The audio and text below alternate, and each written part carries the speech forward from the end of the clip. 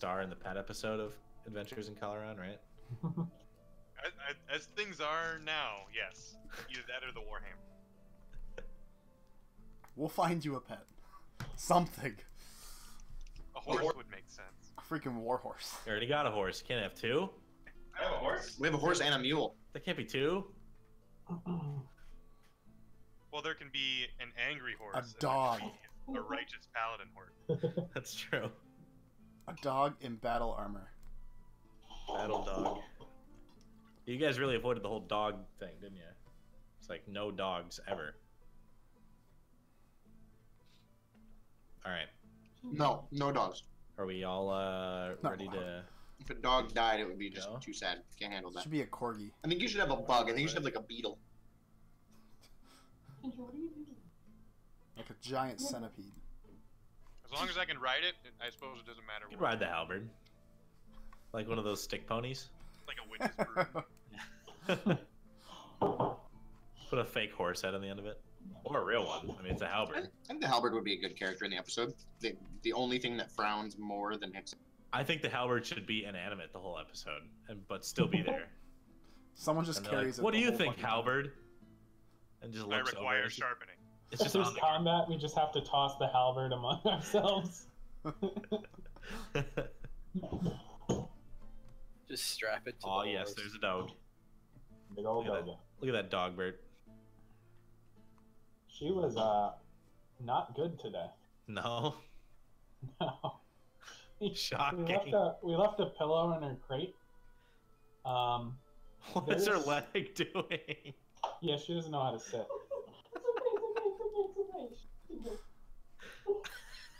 Can you not freak out like this? 10 out of 10. This reminds me so much of Willow. Oh my god. It's like the same animal. This is her hind leg. I know. What are you doing? She just panics.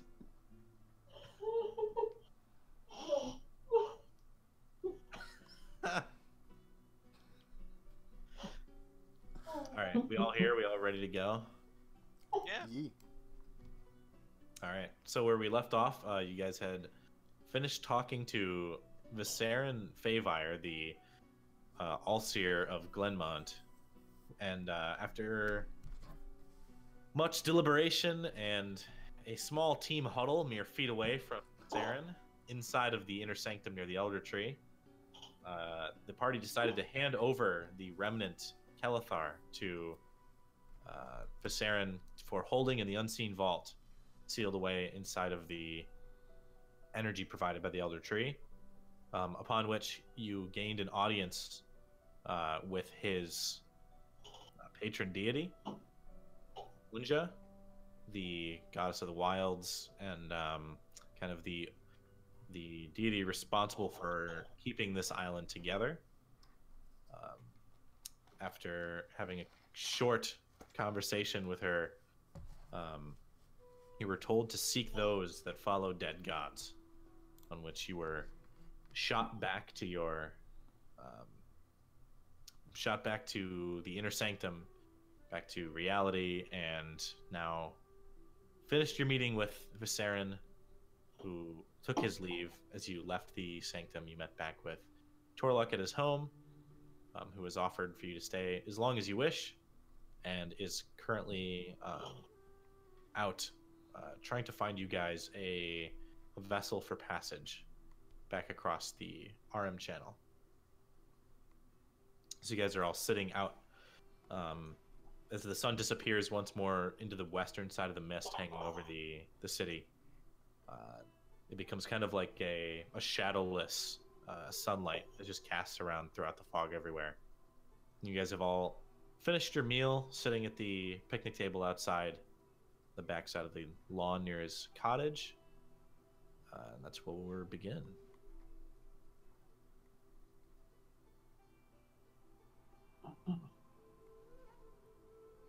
Well, I suppose we should figure out our next course of action. Are we heading across the sea, or are we sticking around for a day or two?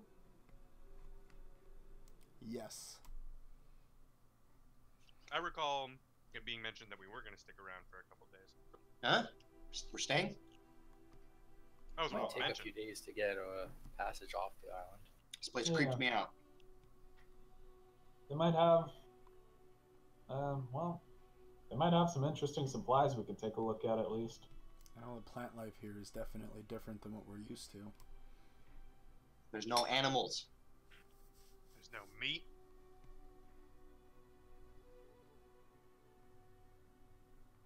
I'm just not used to the. Think thoughts without them being heard by some guy. Well, it's a little disconcerting, but I trust them. I think we're safe here. I agree. Our experience here hasn't been very, very long, but the experiences that we have had, I have no negative feeling about. And the sword's gone. I guess I'm curious, we haven't really taken a walk around town to see what they have to offer. Maybe that's worth doing once. Is We got some Toylak with us? supplies. Torluk is out at the moment. After you were saying that you had no vessel to return with, he offered to talk around town to some local contacts that he has to see if there is any way they can secure you a vessel off the isle. Oh, okay. So he's out and about right now. Was he like expecting us to stay here, or? No, he basically like his door is open and like Oh, okay. Yeah. Well, I mean, I saw an interesting cluster of buildings on the way over here, so maybe we can take a look there. I was looking From at our- that thing. mm-hmm. From our walk into town, how far is the walk from the coast to the city? It was about half a day, I believe. Oh shit! Mainly because there's no direct path. I want to go to the beach. Get some sun. Knowing your way back, you could probably make it there before nightfall at this rate. But just because there's no direct path, when you were walking your way here, you were a little more cautious, taking your time, rougher terrain, that kind of thing. Man, I'd go with you, Pate. I just need to keep myself busy. Yeah, I don't even know what I'm looking for in particular, but stretch our legs. Agreed. So where do you guys want to go?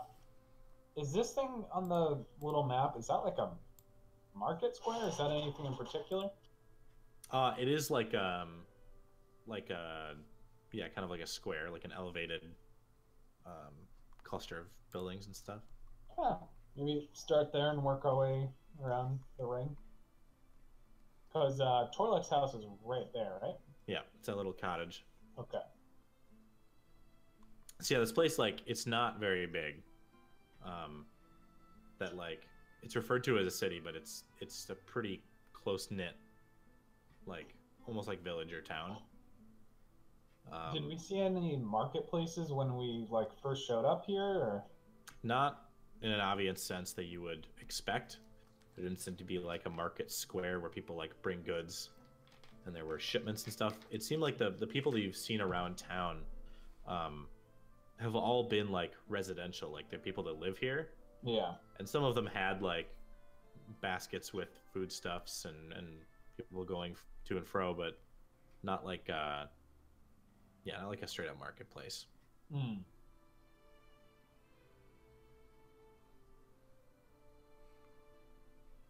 So yeah, if you guys want to head west to that, you're all going there, I assume, or Yep. are you Scooby doing? Yeah. I'd like to stick together. Yeah. So as you guys take a few moments to gather up your things, and you head west, just a few houses down towards this building cluster. You see they are all kind of like cottages. Most of them are bigger than the one that Torlek lives in here. But they're all kind of facing a central little paved square with a statue in the northeast side of the. It's a very, very small square. I'd say probably like 50 feet by 50 feet in each direction. And the statue in the northeast side of the square is a human statue, kind of like faceless, but has just generic kind of like humanoid features. The ears are a normal human shape, holding a sword that's planted straight down in the ground in front of it. Looking around at the buildings that adorn the side of this square, they are all the same style as the other elven architecture around the town itself. However, they're all like facing the square, whereas the rest of the cottages are just kind of scattered and facing every which way. These are very like organized and facing towards each other in this square. Are there any signs or like posts hung by any of the buildings that identify them as particular, like, are they all domiciles? Are they all shops? Go ahead and roll a investigation check.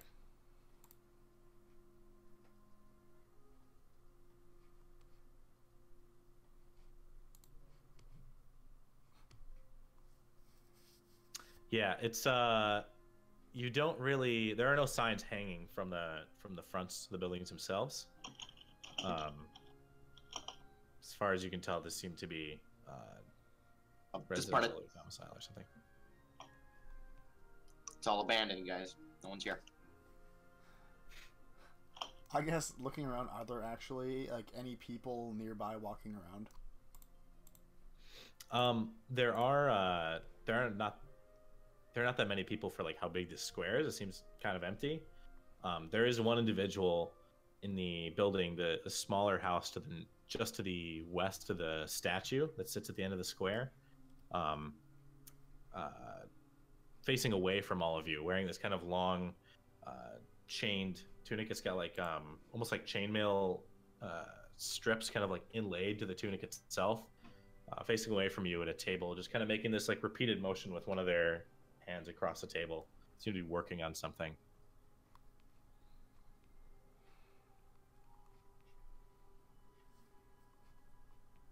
But otherwise it seems pretty empty.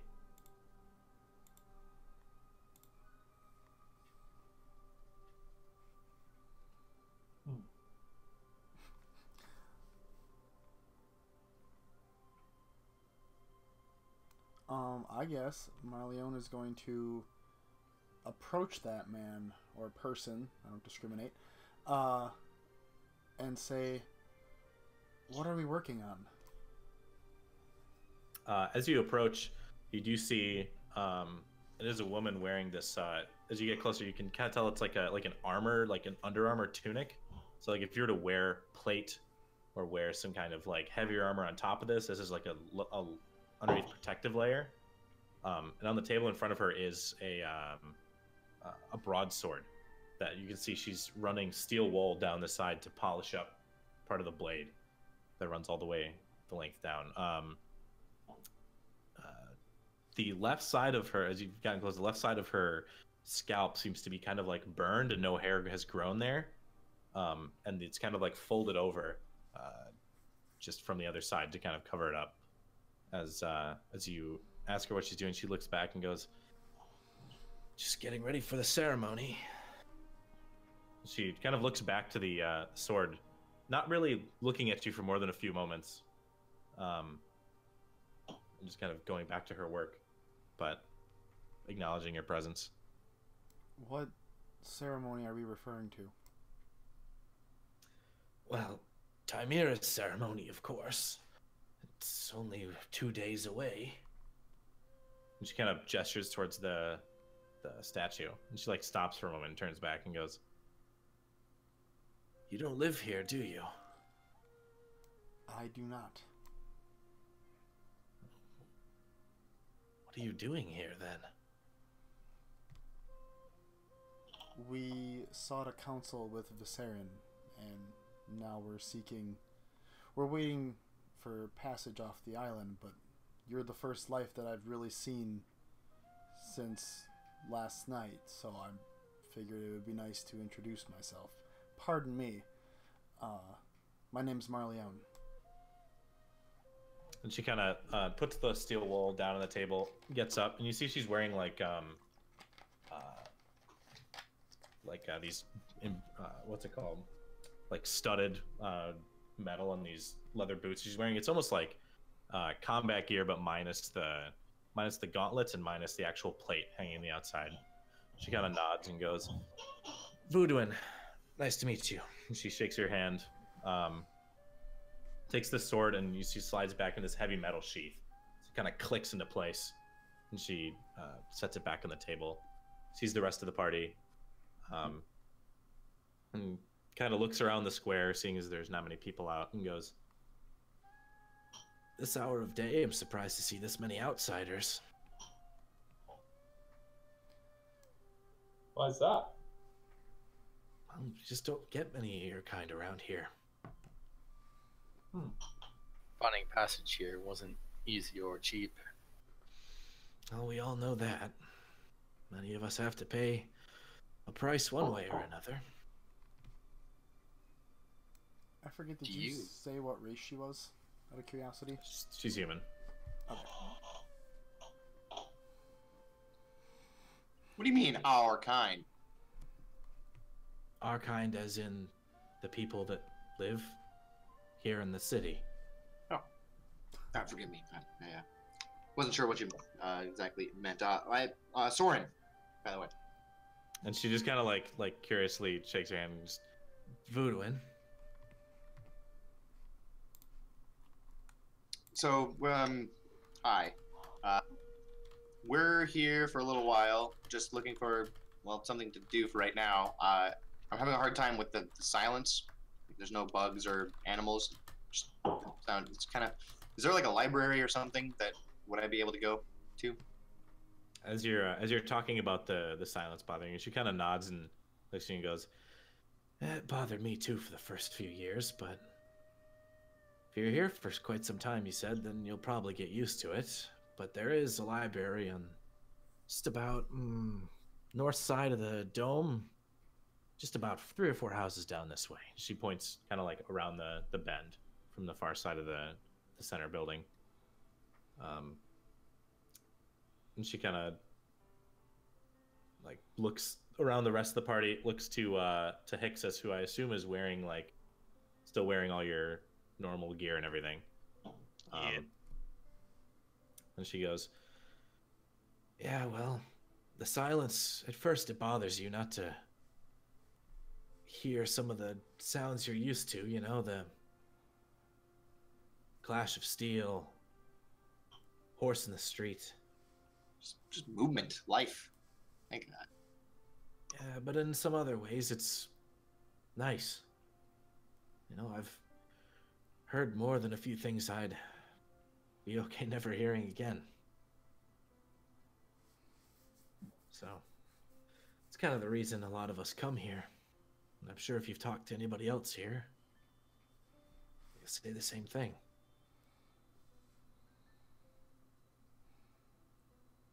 So how long exactly is a little while here? Until we can secure passage back across the channel. So, that period of time. Well, I hear that's few and far between, so I wouldn't plan on leaving soon. And if you're like the rest of us here, you may find it's just easier to stay.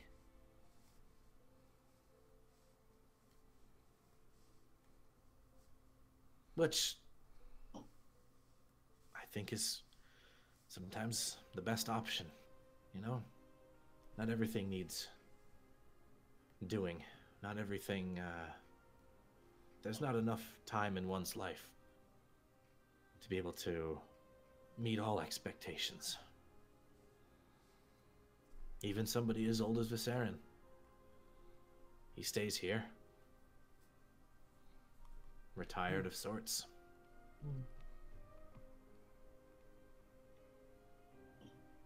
Everyone has a reason for the things that they do. We all have a reason, at least for the time being, to leave the island, though that's not to say that some of us might not come back to it. It is very peaceful here. That silence, Soren, that you say bothers you so much, just remember that. And if you do end up getting off this island, Let's try and keep that in mind. You may find yourself wishing you would have stuck around for it at some point. You may be right, but for right now, it makes me feel. It's creeping me. Well, if there is one thing that this island is, it's creepy. But I've come to accept it for its faults. Now, a nice creepy library. That's where I'd like to be. Silence. The library is actually quite nice. What did you say it was again? And she just kind of like guides you to the, like, points around the corner. It's like almost visible from where you are, like under the arch to the north. She goes, I've never been much of a reader, but like I said, you have the time, you have the patience. Everybody becomes a little more settled down here. Well, that's me, y'all. If you know where to. So Soren's gonna fuck off to the library? Yeah, I'm gonna. Yep. Alright. Right away. I'm gonna keep walking around the ring. Okay. So walking, just in the square or the whole place? I'll start with the square, see if there's anything. I don't know. I guess I'm not really looking for anything in particular for right now, but I'm just kind of getting to gather. I want to note where stores are if I see any. Yeah, so go ahead and roll a perception check for just general around. Okay.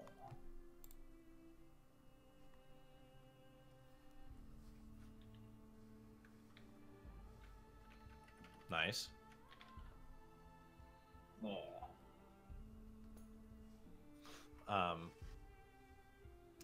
As a first, when you're walking around the square, Voodooing kind of bids you farewell as you make a kind of a lap around the square.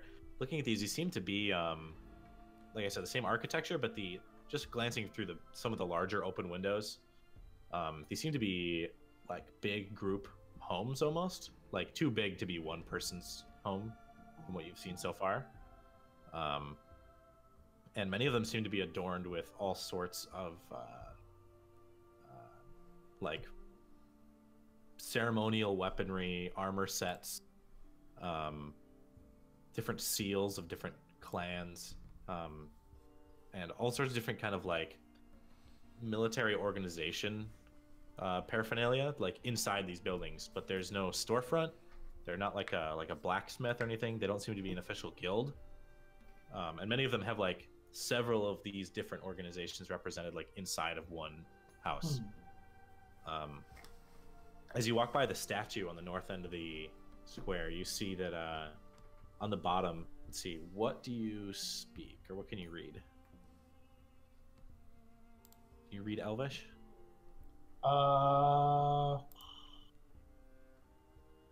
Fuck, where do I find languages?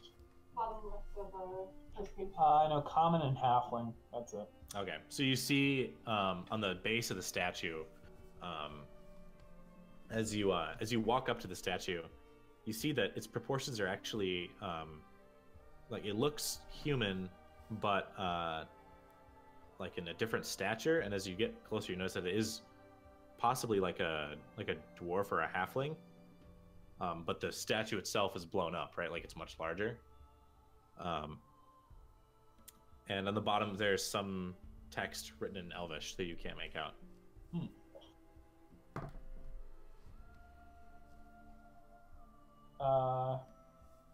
Berna, are you with me? Sure. Am I nearby you the know statue Elvish. as well? And I can use my handy dandy spell. Or can you just read it? I thought you No, I knew don't have Elvish. Elvish. Oh, okay. I have everything but Elvish. If you're saying it out loud, Marleone's gonna pipe up. I can read and speak Elvish. Oh, well then why don't you get up Marleone, the half-elf, walks over. here? Oh yeah. What? I forgot your ears are pointing. Soren in the library looks up from his book. Oh yeah. You just read the word half elf in a book, and you're like, "Oh shit, Marleone is that?" Yeah. What does it read, good sir? So on the bottom, it just very simply says, "In honor of our ascended one, Chimera." It says, in honor of our ascended one, Chimera. Ah. Interesting. I don't know who that is. I'm gonna Same. give that a religion check. Mm-hmm. If it has any religious connections. Can Go I for it. assist? Yeah, maybe. Because I would also try to do that check. Yeah, why not? Okay. Do I have to do anything for that? I'd say, how about you just make your own check alongside his? Yeah, because usually that kind of stuff is like, you have to. Oh my god. So, Elrond, as you're like standing there thinking for a moment, if you can remember any of this, you think back and you kind of like take out one of your holy books, like just one of the few pocket-sized ones you carry around, and as you're like flipping through it, just trying to like jog your memory, like slaps his hand on the page and he goes, "I think I just saw the word Chimera. Go back."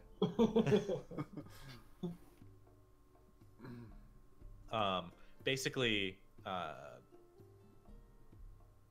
yeah, you basically jog Elrond's memory, and you recall that Chimera is a formerly mortal halfling that ascended to godhood sometime after the descent, about 100 years afterwards, and is the youngest of the gods, and is associated with knowledge, ascension, and immortality.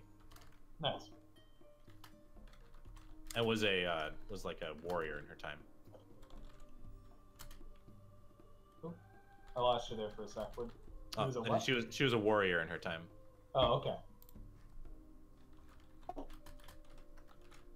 All right. Well, keep moving on. As we continue, I'm gonna try to keep my eyes out for anything that might sell rare gems or diamonds. Okay. Yeah, go ahead and roll a perception check all around.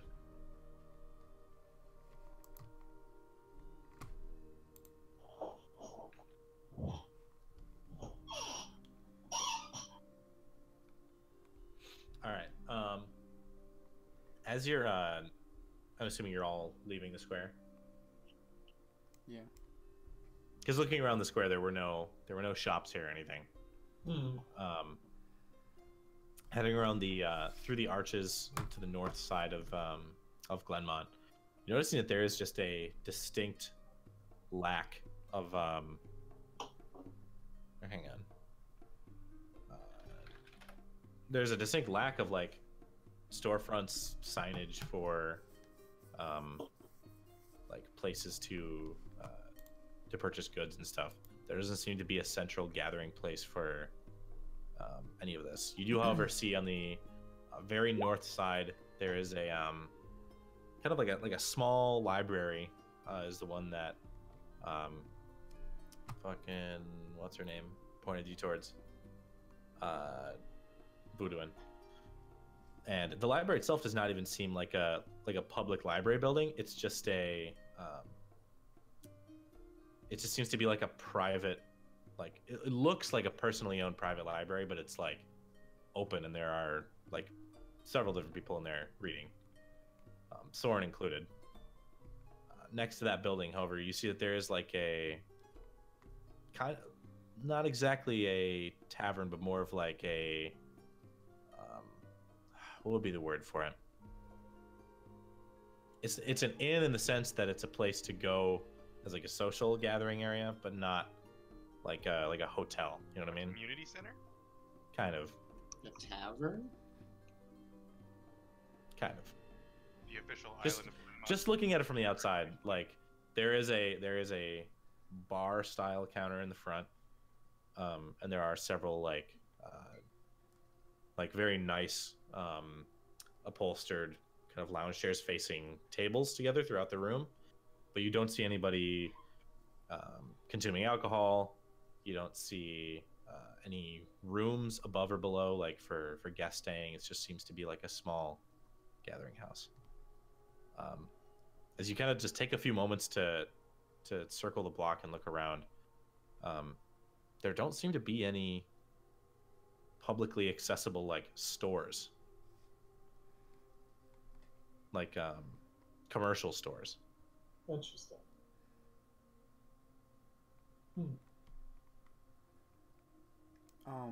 I guess if we were to pass the library that Soren ventured off to, Marleone would have gone there before making a round around. Like, he would have gone there instead of making a giant round, because he wants to do some investigating. Okay, so what do you want to look for? A book about relics tied to, like, the gods, or whichever comes first, like some sort of book about like shady organizations in Kal'Araan. Okay. So yeah, The go book ahead of and all of the groups Knowledge that about don't them, want you to know? be the illicit Top 10. organization Bible. top 10 groups that don't want you to know they exist. Brought to you by Booze Feed. It's got an umlaut over it because it's medieval.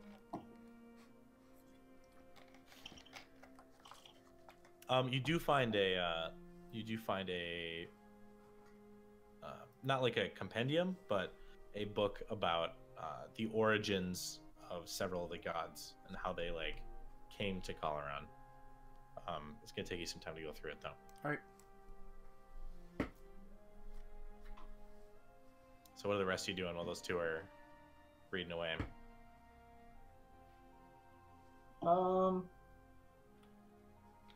Are there like people walking around, or is it pretty much a ghost town?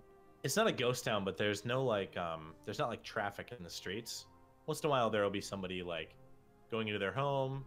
There will be two people like to the north of town. There's like this small little ruined wall that people, like two of them, are sitting on and talking to each other. It's pretty quiet, but it's not like empty. People seem to live here. What's the distribution of race? Are they mostly elves, or?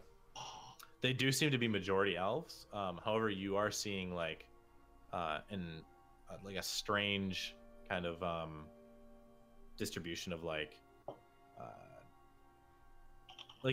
what you would be used to back in your homeland. It'd be like mostly human, then some mixed race people that are like half human, half whatever. Yeah. And like some of the others. These are like elf is majority, and then the rest are just like everything else. I'd say like 20 to 30% of the people you've seen are human. There have been like the two people talking on the ruin, the wall to the north of you. One is a dragonborn, and the other one is a what's it called, a tiefling. Okay. So there are like there's a good level of like diversity to this area, more than you would expect for a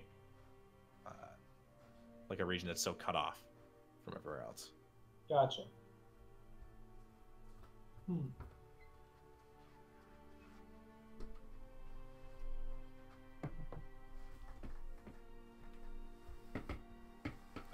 Sorry, can we type out that woman's name, the one who's preparing for the festival? 'Cause I keep forgetting how to pronounce it. Oh, the one you met earlier? Yes. Yeah, I'll put it in chat.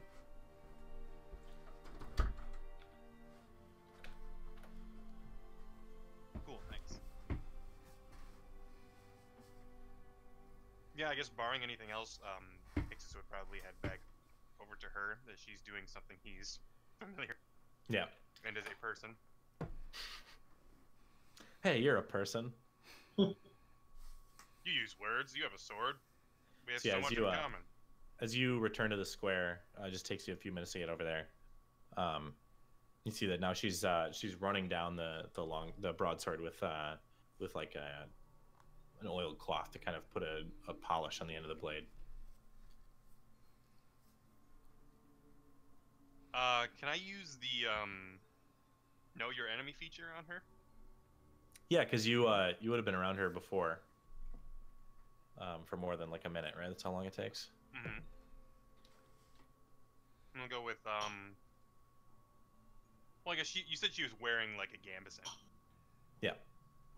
I'll still go with the usual like strength score and total class levels. Okay. So it's higher and what? Like, how do I do that again? It's Either it's it's- higher, lower, equal, and then the Yeah, actuals. superior, inferior are the same, not the actual numbers themselves.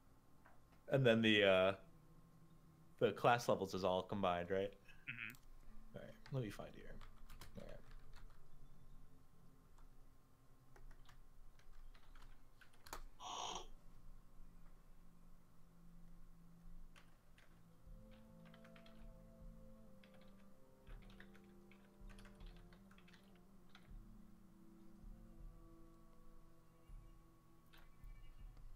There you go. All right.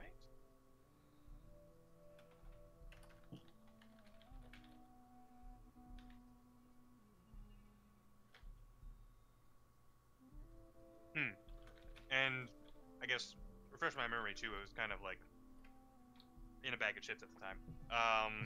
So she's preparing for this festival. Did we get any more details on what the festival was? Because I recall her just saying like, "I'm preparing for the festival. You guys don't live here, do you?" Yeah, no, she didn't give you any extra details about it. Okay. I guess Hicks is seeing that she's not a new would come up to her and ask, "So what's this thing you're preparing for then?" She kind of looks up at you and goes, "Well, we're getting close to the date in which the one among us ascended, not 120 years ago. You don't know the story of Timir, I assume." Saw the statue. Well, to put it frankly, as can be, she like Shea like looks you up and down. She's like one of us. She was a warrior, called to her needs in battles as we all are, and saw the desolation and destruction that a lot of us caused to each other, and turned from the blade and to knowledge and gathering of power instead, and sought that there was a better way for us to live out these lives that we have that are so fleeting.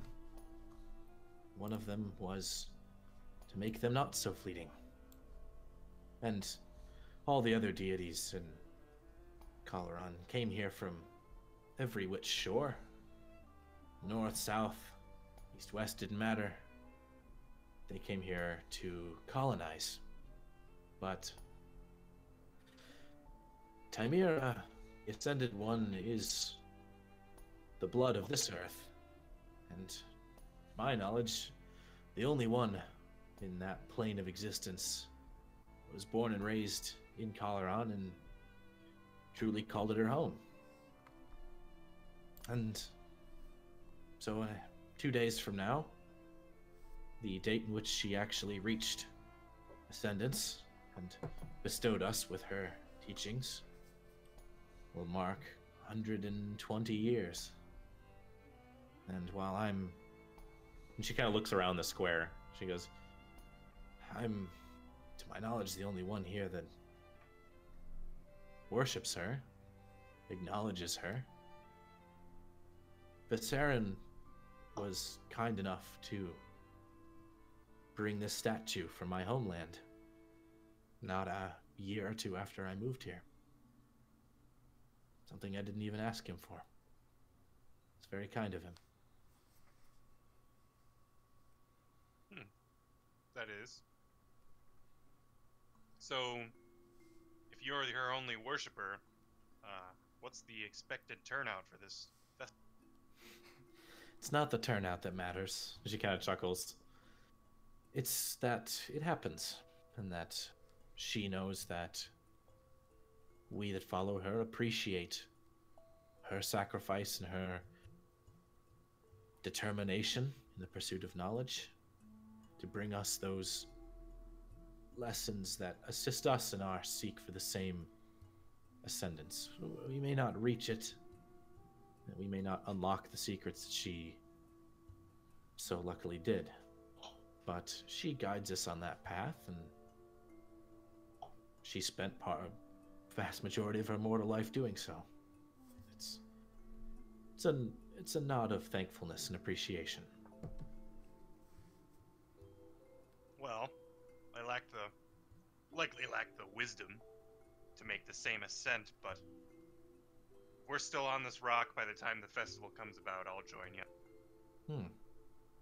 That'd be nice, thank you. What if the boat comes, I'm gone? No offense. She kind of laughs and, well, boats don't come through here. I think the last one I saw was 6 years ago. So you may be waiting a while.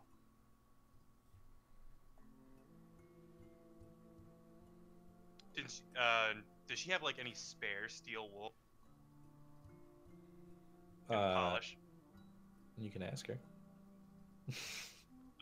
Hixus points to his sharp but not as shiny as it probably could be. He says, "You got any spare items? The old girl hasn't had a bath in too long." She kind of laughs and looks at it. Go ahead and roll a persuasion. Well, with advantage. Oh, okay. I was like, ugh. Yeah.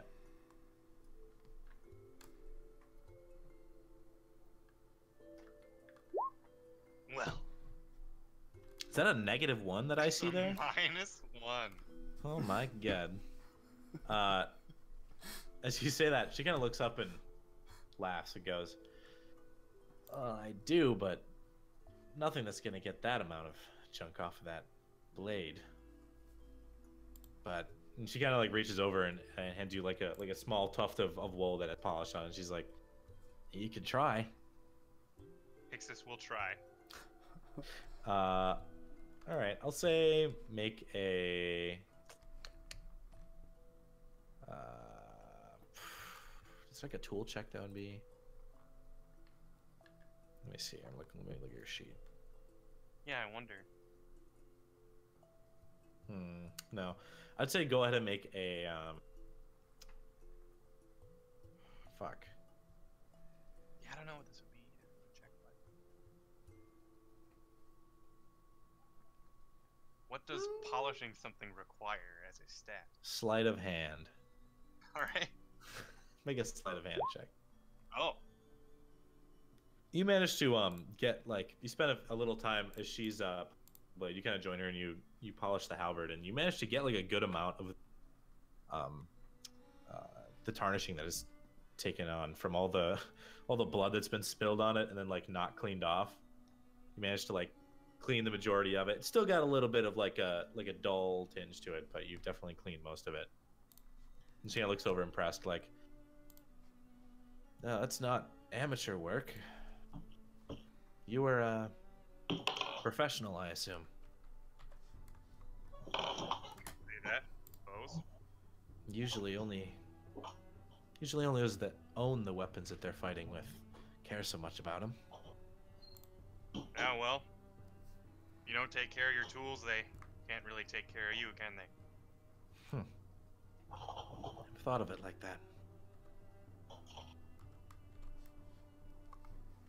One of my oldest friends taught me how to take care of my gear no matter what. And who were your friends back in the mainland? Well, truth be told, I'm all but certain they're all dead now. It was an old band of mine once upon a time back when I still believed in peaceful places like this.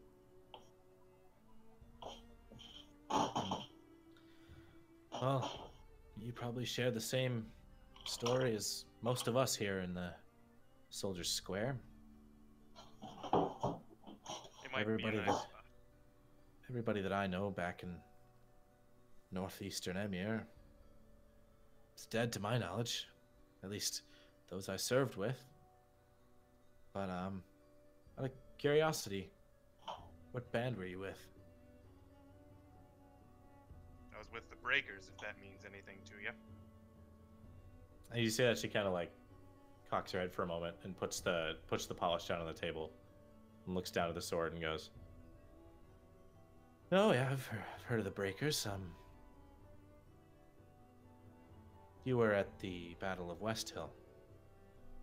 I was. I wasn't, but parts of my company were. Unfortunately, on the other side.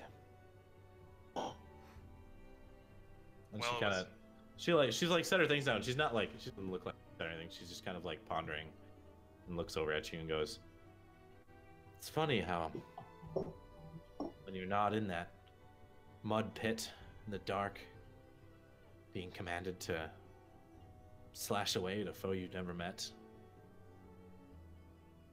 If we were on that hill together, we probably would have tried to kill each other." Probably. West Hill was a bad lot for everyone, except the leadership, but that's usually how it goes. Yes, well, that's not what I heard about the Breakers, unfortunately. Not even the leadership were spared. Yeah, well, Such it is. It's one of the reasons I came to stay here.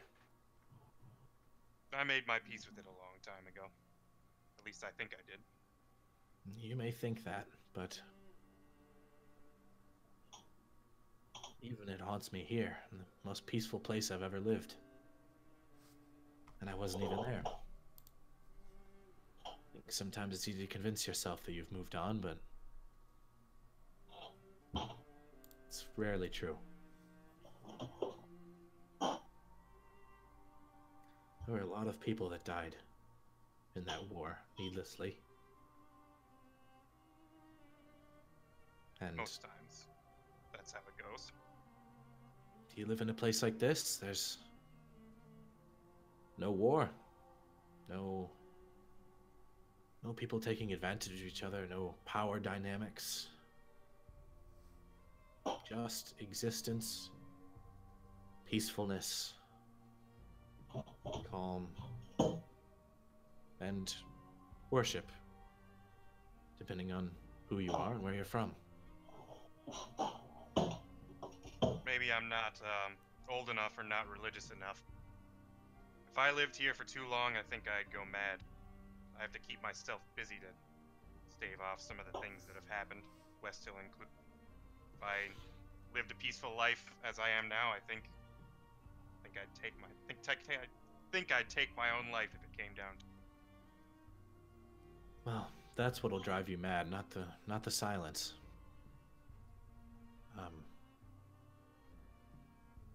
It takes its toll when you're forced to think about it for too long. But eventually if you're forced to, you come to terms with it. You accept what's happened, and you realize that while sometimes you can see what's going to happen in front of you, you can't always change it. Suppose there's wisdom in that. Well, I think it's been a few hours since I've eaten a pile of vegetables.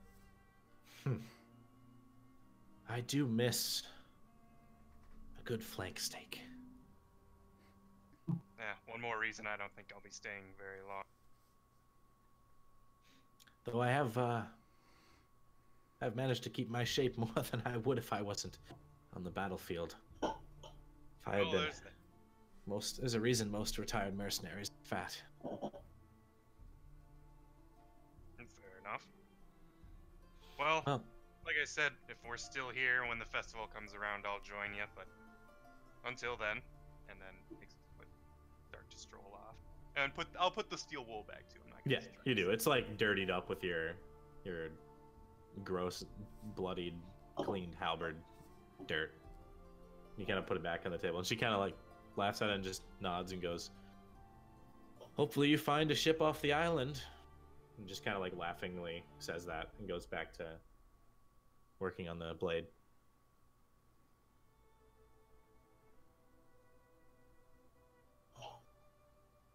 I guess if there's I'll try and find the gang out here too in the circle if we're still out and about.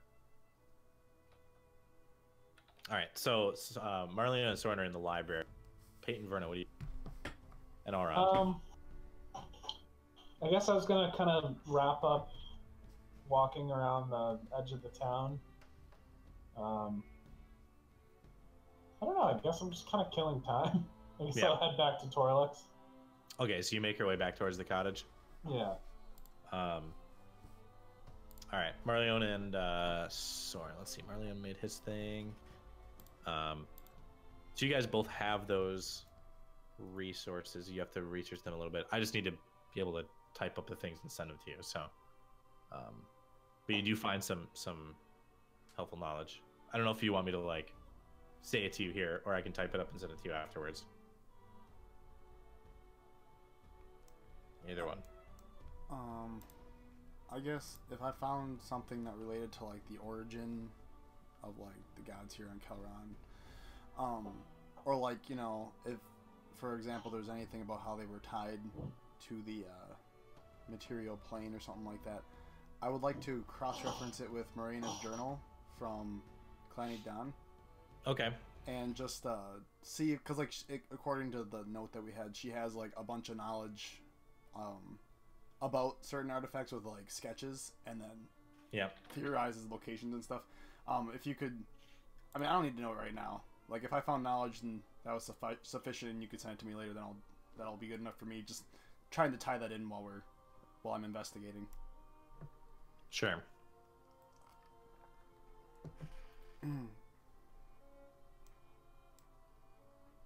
And Soren. And Soren? The stuff that you're looking at in the library, did you want me to just tell it to you here, or did you want me to type something up and send it to you afterwards?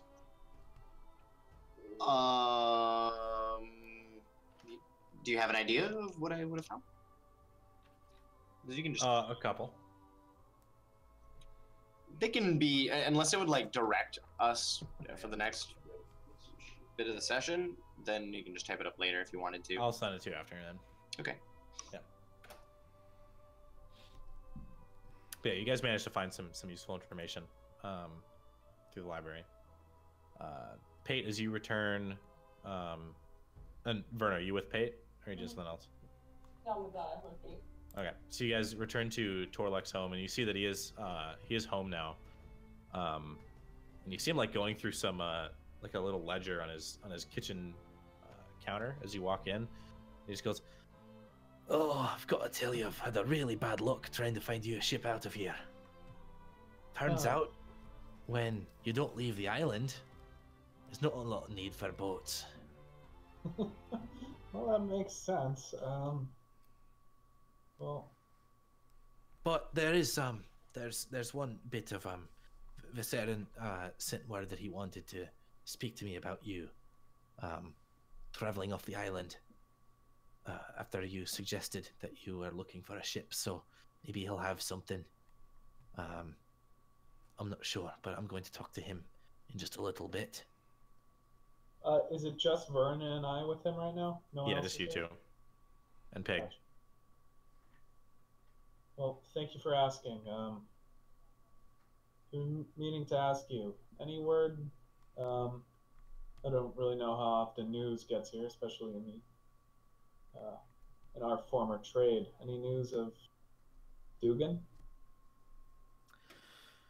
Well, you're not wrong about not getting a lot of news.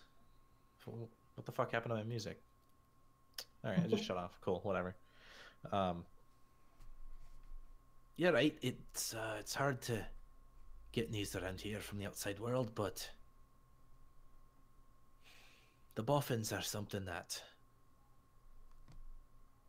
as I'm sure you know, I've grown to try and avoid contact with, and due to your siblings' innate abilities, some of them, I'd worry that scrying somewhere like that might tip him off. But as far as I know, alive and well, unfortunately. Aren't we all? One way or another. I just need to know that Verna and I are safe, one way or another. It's been too long, and I don't know, getting a bad feeling. That feeling never really goes away, unfortunately. And even here I've never felt safer in my life, don't get me wrong. There's still a twinge now and again of concern, doubt that Viserion would see something coming. And worry about when he's gone, what will happen. But you just do the best you can. Yeah. When I was leaving Cormyr for good,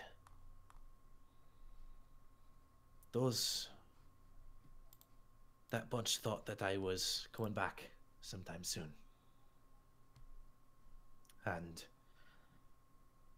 part of me planned on it, not for the reasons that they thought, but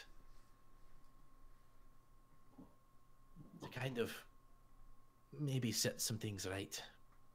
And he kind of looks to Verna. Perhaps not just for you, but for everyone that they've crossed in their times. Can't fix any of it, can't make it better, but never got the courage. So I got here. Safety breeds complacency. And so if you're planning on going back, which I think you are, odds are, knowing you, and both of you, and knowing Dugan's nature. Oh wait, you guys still here? You froze. I can hear you. I think they froze for a minute.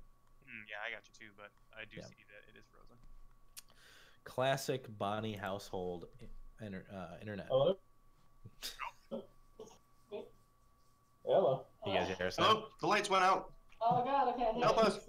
Sorry, we lost you for probably the past 15 It's all right. seconds. No, I figured because you froze. Can you hear me now? Yes. All right. As he's saying that, he goes, knowing both of you and how even when you try, you manage to find trouble. If you do come across Dugan or any of your rest of your family that's in lot with him, I've got no place in my heart anymore for feelings of rage, feelings of anger, regret maybe, but hostilities no. So if you could pass something along to them, just a one-way message. And he kind of reaches into a drawer at the very bottom of his kitchen. You see him take out a small iron chest, and he takes a key that's like hung around his neck. He kind of pulls a necklace out, unhooks it from the chain, opens the box up, and pulls out a small like wrapped paper package and hands it to you. It's pretty small. It's like the size of a deck of cards with like a little softer package packed on top of it, but they're all wrapped in paper with like some twine. And there's writing in the front that's like a dwarven poem, and I'll give that to you, Pate. Like there's not an item for it right now. I gotta give you a handout for it, but I will write the thing that's on it. Cool. And he kind of like hands it over to you, and he goes, just it's some things that they're Dugan's, and they should find his way. They should find their way back to him. Well, if the time comes and he and I meet again, and I survive the encounter, be sure I'll give it to him. Of course. And he kind of like pats the package and goes, the The cards are for you. I've had them for as long as I can remember. I believe I won them from somebody when I was but a child. But the dice are Dugan's. Those are his. And they, for everything that's happened, they still belong with him. I know this is strange to ask of you, but I don't ask that you seek him out. Just that, if the time comes, that you have these. You have my word. And he kind of nods and he goes, "You're gonna enjoy that deck of cards too. Played some of the most mesmerizing games with those in my time, but I fear that once you're gone, there won't be anybody here to play for quite some time. So they're better with you." Well, thank you. I see they got plenty of action along the road. And he kind of like perks up for a moment and goes, "Oh well, I better go meet with Viserion. It seems that he's wishing to speak now. He's regained his energy. But I'll be back here before nightfall. And yes, like I said, make yourself at home." Okay. Thank you. And he kind of like nods off and just brushes between you and goes out the door towards the central dome once again.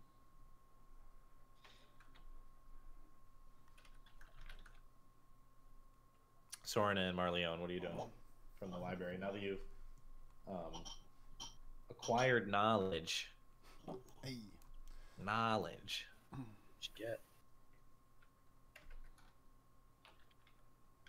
Can I want to ask someone at the library if I can check these books out. If they're, no, I am not from this place. No. Looking around, there doesn't seem to be like an attendant. So like you look and there are people reading, but there doesn't seem to be anybody like working the library. I'm gonna look left and look right and shrug and then walk out with a book. Okay. I guess Marleone, though not walking out with a book, is going to follow Soren. Okay. You leave with your knowledge. Yeah, the book that I got the most use out of that I thought I would not have time to read an entire book, right? But It would be a book on the Law Masters about cool. that you took out. I'm gonna refresh Roll20. It's like broken. Yeah, I haven't seen you in a while. I can see Dakota, but like nobody else. I don't get how this. It's they're bad. So busted. It's so bad. It's the best there is, though. I mean, As far as I like an think all. Dakota's the Yes, only we one know. that doesn't have Spotify Premium. What? If Ben and Andrew, do you guys have Spotify Premium? Yeah. Okay, you've made your point. Does I got Andrew? it. Does Andrew? Spotify Premium? I don't think so. Fuck! Yeah.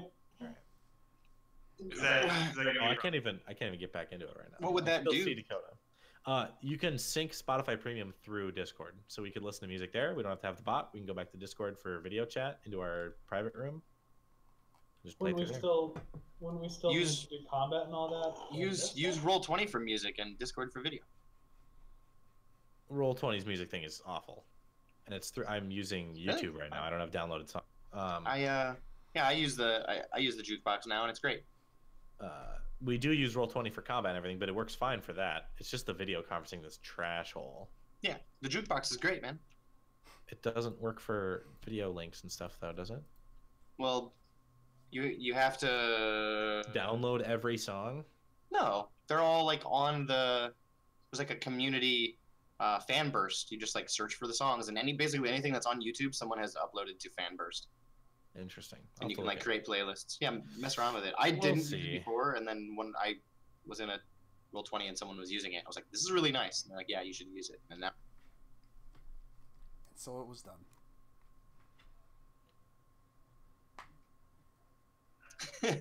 But yeah, I'm gonna walk out. Is Marleone like you tailing me? You guys are together. Okay. Hey, Marleon. Hey. Did you learn anything? I did. I got some knowledge. I think I did too. I can't seem to remember it right now.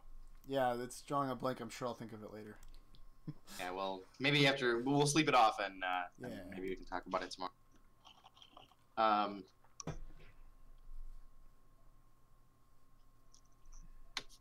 I don't So know. you guys, are you all gathering back at Dugan's place? Yeah, we'll be like heading. Or not Dugan, Jesus Christ. Wait, I'll go meet I don't think we want to go to The Dugan. plot thickens. Marleon No, and back at Thorin Torlux. are having tea with Dugan. We all get stabbed. Game over. Thorin's like, who is this guy I'm having tea with again? Wow, you seem like a dick. Oh, hey, do you know Pate Boffin? Pate and Verna Boffin? Great friends with them. Yeah, we'll head back to. Okay, so yeah, Soren and Marleon return. Elrond, what are you doing? Last I was with Peyton and Verna. So when they decided to head back to the house, I'm gonna say, I think I'm gonna take a few steps outside town and find a calm spot to meditate. Just letting you know I'm going that way, and I point the direction outside. I won't be too far out. If you need anything, if you need me, come get me. I don't know if I'll be coming back tonight. Okay.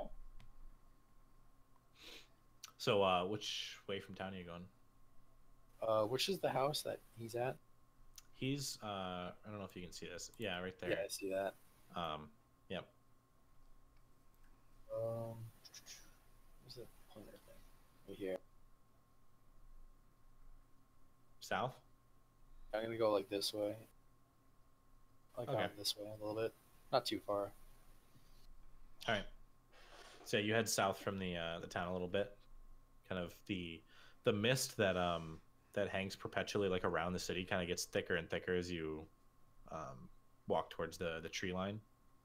But you're still able to keep your bearings and like which way you're actually walking. Yeah, I'm not gonna go Just like lose get sight. somewhere. Let's be at like the edge of the barrier, I guess. Or the Okay. tree line. Yes. So you gotta sit just where like the silhouette of the town is like visible through the mist. You just take a few moments to sit down and meditate for a bit. Is there anything specific that you're doing? I'm just got the vision playing on my mind still deeply. All right. As the rest of you return to Torlux's house with Peyton, Verna, and Hixus, what are you doing? Oh, I'll go with them to Torlak's house. Okay. So, yeah, so you all gather back up again. Where's Hey, everyone's back. Where's Elrond at? He's walked off into the woods. Ugh. Well, he went to go meditate, I guess, but Everyone needs to find solace at some point.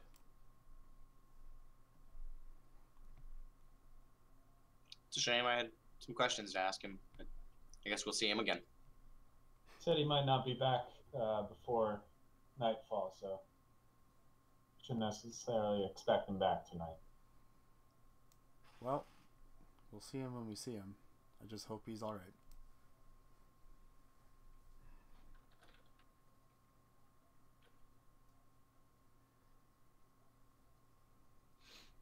All right. So you guys just gonna chill at his place and wait for him to come back? I guess while we're waiting, Marleon's gonna teach Omen more vocabulary. Oh no.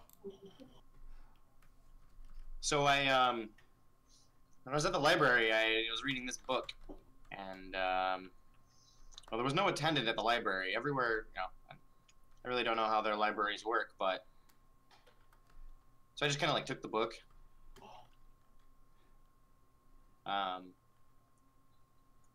But anyway, it's a book on Bahamut, on the lore masters. I've just kind of been skimming it. I'm trying Law to masters. find a. Not to get. I just wanted to get confused right away. Wait, what did I say? You said lore masters. I just want to make sure you knew that I said law masters, or if I said it wrong. I tried to say. Must have Okay, just I just want to make sure. I didn't want you to be Yes. like like 2 sessions from now being like, they're a fucking what? Yeah. I intended to. Yes. Law. Lore. Also, I realized that the music stopped because Cool. I didn't fucking loop it. My bad.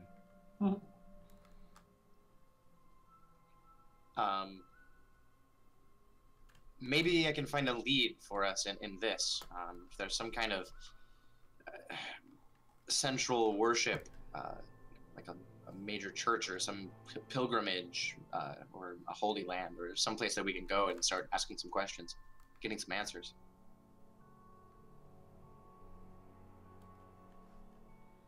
I know the possibilities are pretty broad with the dead gods. We can, I just, maybe we should start with the one that isn't the god of the undead, or, what was Bane? God of War. Bad War. Yeah, Conqueror. I feel like maybe Bahamut and his followers will be more willing to speak with us than the other two. I wanted to ask Elrond about Bahamut. I think that he's which one does he follow? The other war guy? Torm? Is that the one? Yep. Aron isn't there. Who said that? Oh, well. It's been mentioned clearly before. Yeah, well, it's also Soren. Okay. We let these things play out. My bad. That's all It's right. always in his book. Uh, Again, in a book.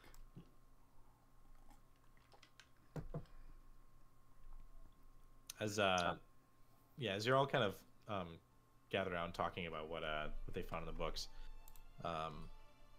Torla kind of returns. You hear him kind of like huffing down the stairs from the nearby tower. He walks in. He goes, actually, sorry. Let me, just like catches his breath for a moment. He goes, Viserion would like to meet with you. I think you're gonna want to talk to him. Yeah, you should go talk to him. All of us. I assume so. At least whoever is representing you. But y'all went with him before. He didn't say anyone's name specifically. We're all outside, right? You're in his home right now. Oh, okay. I feel like It's getting to be darkish. it might be good for all of us to go and meet with him. Peyton Verna, did Elrond say or show you where exactly he was going? I could send Omen to go and find him. Yeah, he went in that direction. They point south. Because it's getting dark out, can I cast Dark Vision on Omen? Omen's a creature, right? Yeah. Does it have to be a person with intelligence or humanoid or whatever? No, I don't believe so. I can pull up the Then sheet yeah. quick. I believe it's a willing creature. Yeah. So probably. Okay, well, if that is the case, then I'm going to cast Dark Vision on Omen and send Omen south to go and find Elrond. And, All right. yeah. Okay. I would say roll perception check both Alrond and Omen.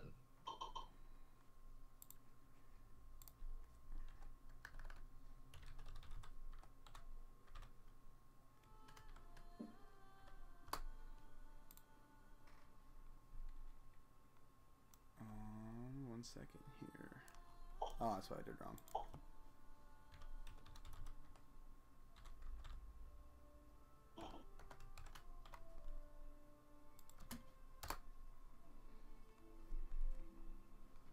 So an 11. I'm going to Okay, tell him before he um, leaves, though. Tell Elrond to come here. Okay. Go and make a general intelligence check with Omen. Oh god. Okay. Let me see what his intelligence score is. Not good. That's what I know. He is a bird. Oh god, this is gonna be great.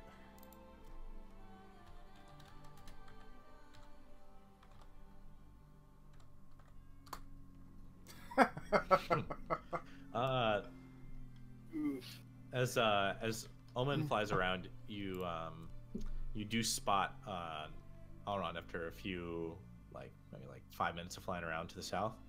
Alron, you do see Omen is circling around the area above you, searching for you right now, or at least searching for something. As you notice this before Omen notices you. Well, there's no random birds around here, so must have come with us. So I'll get up and go approach the bird. And as it spots you as you stand up, it flies down to you, lands on the ground in front of you. You kind of like squat down next to it. Omen just looks at you, turns its head and just goes, "Here!" It just looks at you and says "here" about 2 more times, and then flies away back towards town. Fuck. I'll follow him. All right. Make it a little easy. Gotta work on that. So you follow Omen back to Torlak's home. After about 15-20 minutes, Alron shows up with Omen. I believe you were sending Omen for me? I surely is that hope right? you understood him. All he didn't said seem very was confident. here. I'll have to work on that. Yeah, we were calling for you to come back. Viserion would like to meet with us. I see. I'm ready to go. All right. So you guys want to head over? Yeah. Yeah. As you walk to the stairs once more, Torlak just kind of he walks you guys out to the stairs, but looks up them and he goes, I don't think I have that in me again, but I'll see you when you're back, of course. And just kind of looks up the 100+ steps and just oh boy, and walks back towards his house. As you enter back into the inner sanctum again, you're met with the familiar sight of Viserion near the elder tree. However, this time, as it is darker out, there are these small kind of twinkling lights that just cover the canopy of the tree itself in the ceiling. No sconces on the walls, no torches or fires lit anywhere, and just that natural glow that emanated from the bottom, the trunk of the tree that kind of came all the way up, is now dark, and you just kind of walk on the dark glass floor. That same glow is now resonating from the far side of the tree that Viserion is on. He's facing the tree and kind of facing all of in. You see him looks kind of wearied in the face, just a little still exhausted from earlier. He greets you all as you come in, and he goes, "So you're looking for a way off the island?" And I did some pondering. We don't have a navy. We don't have fishing boats. But swimming the Aram Channel is something that several have tried and none have succeeded.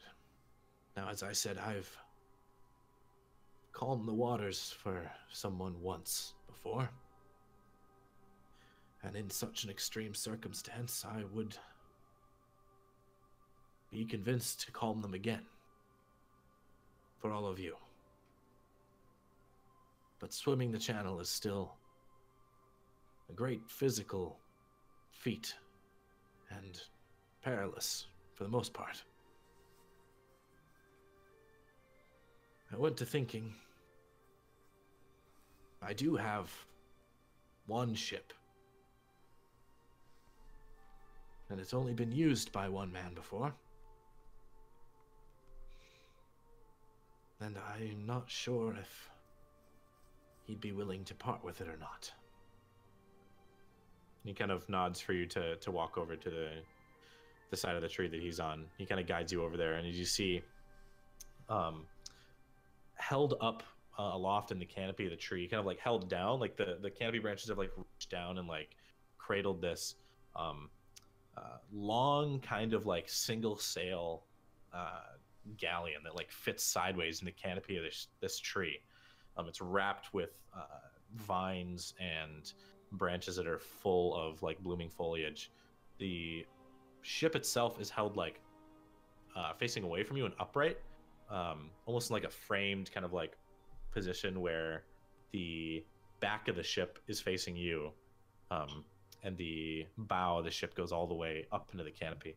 It's about twice the size as one of those one of the outboard ships on Fanyu's Promise. So it's not huge, but it's like, this is like a boat, like pretty sizable to be able to be like in this building right here. The last time you were here, it was like the canopy did not show any signs of this, but around the edge of this boat is that familiar glow, and over it is this kind of this like dull blue sheen of kind of like air disturbance and energy that covers the boat itself. The mast kind of folded down into the deck, and you see an enclosed, cloth-wrapped, kind of clothed figure, humanoid, with their arm crossed like to their center, not like vampire style, but like to the center here, and their face is completely pale and white. Their eyes are closed, their mouths shut. They have this kind of dull, reddish, like very, very old hair. This person probably looks 55 to 58 years old. But at first glance, is not breathing, is not conscious of any kind, and is just behind the sheen of energy in this ship itself, hanging in the tree. Viserion looks to you and goes, "This man came to my shores far beyond any of your lifetimes. I knew him as the first true leader." And he kind of looks to he looks to Hixus, and he looks to Soren. And he looks, "The true leader of your people, your race. You may know him well, not in your lifetime, but if you've ever taken a pre-descent history lesson in if your younger age schools, you may have heard of Arameus Valaxi, the first emperor of the Emirian Empire of Man. His empire. I knew him as Aram Valax before he adopted your naming conventions, as many of those emperors did. He was troubled, to say the least. And through his trials and pushing himself into frontiers that he did not belong on, he wound up on my shores. I can't really say if he was already dead or not, but he put into motion pretty much the entire existence of your people today. And as I said, this is not my ship, but his. He sailed it himself across the Aram Channel before the descent, before all of this happened. The Aram Channel was still just as dangerous, but there was no reason to cross it for that far. He found trouble as you did. And even for somebody who is the modern day leader of all humankind in Kal'Araan. He didn't have an armored ship at his disposal. Didn't have the weapons and armaments of a trained crew. And found himself bleeding to death, drifting onto my shores. So I brought him in. Didn't really know him that well personally, but from afar I had seen what he had accomplished and had done so in a way that your leaders hadn't found the courage to do in the past, which was to do it peacefully. He united almost all of Kal'Araan, all of the human kingdoms in their time, without shedding hardly any blood. No conquest. The only blood shed were those that held power over the weaker, and those that refused to cede power to the people that they ruled over. But he wasn't perfect. He wasn't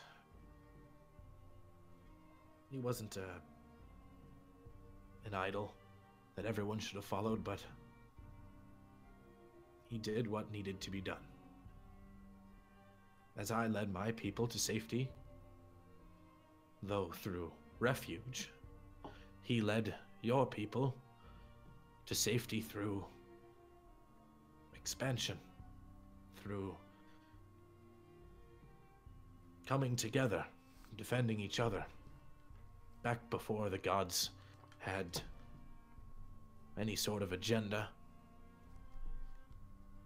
Aran and Kal'Morteus were destructive, chaotic and careless.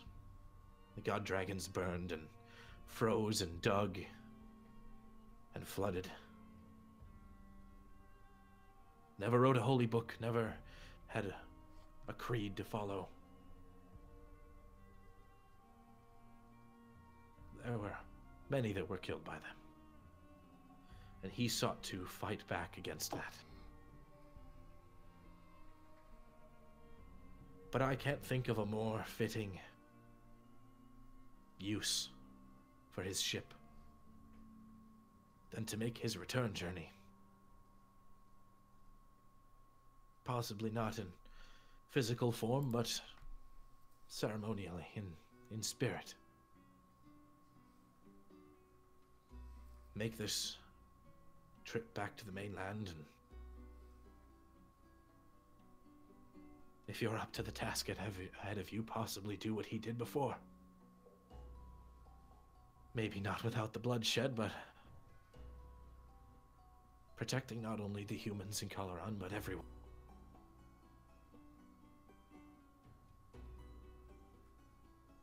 But other than this,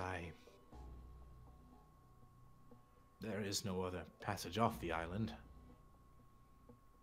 And he looks to Soren and he goes, I would not suggest flying.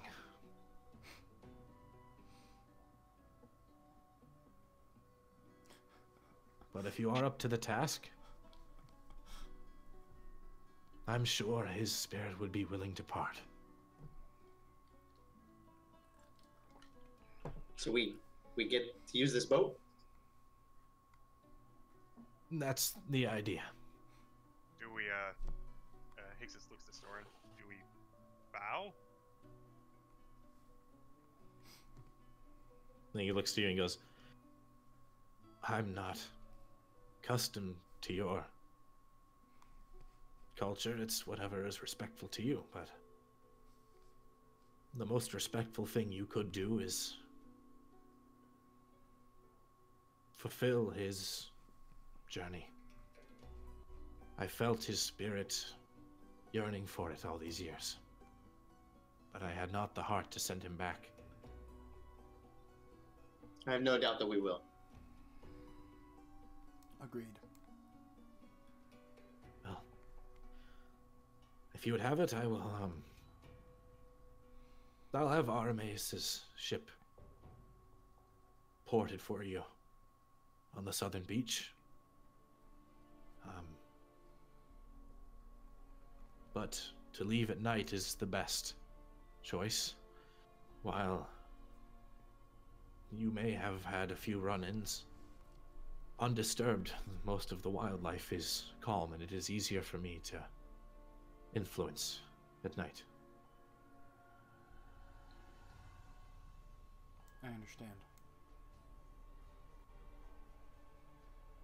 You all wish to leave. Think so? Yes, I must be going. We have business. Well, in any other circumstance, I would have put up a fight and hoped that you'd stay. But in this case, it's best for everyone. Whenever you wish, I can have this made ready and can set you a sail.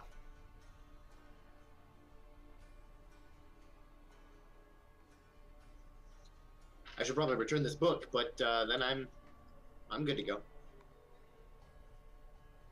As he looks to the book that you're referring to, he goes, when people come here, they come with their belongings, and you spend enough time here, you read every book there is, so you share with each other, and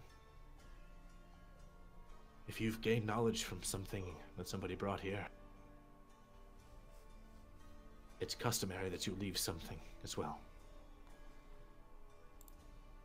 But feel free while you're here to partake in whatever you wish.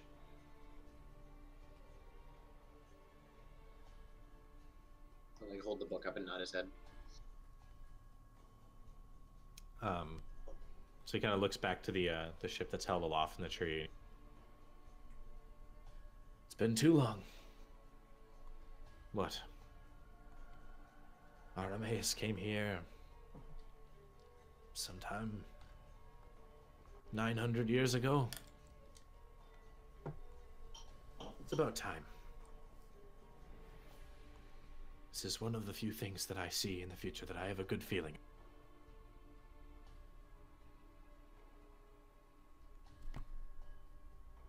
In any case, I'm sure Torluk is a wonderful host. He's truly a delight to have here. And he looks to Verna and Peyton. He goes, and if it, one way or another, it weren't for you two, he wouldn't be here. So, not that it's your willing desire that he came here, but thank you for his peace and for allowing him to bring his undying sense of humor to this place. It's truly a wonderful individual. Troubled past, as many have, but who doesn't?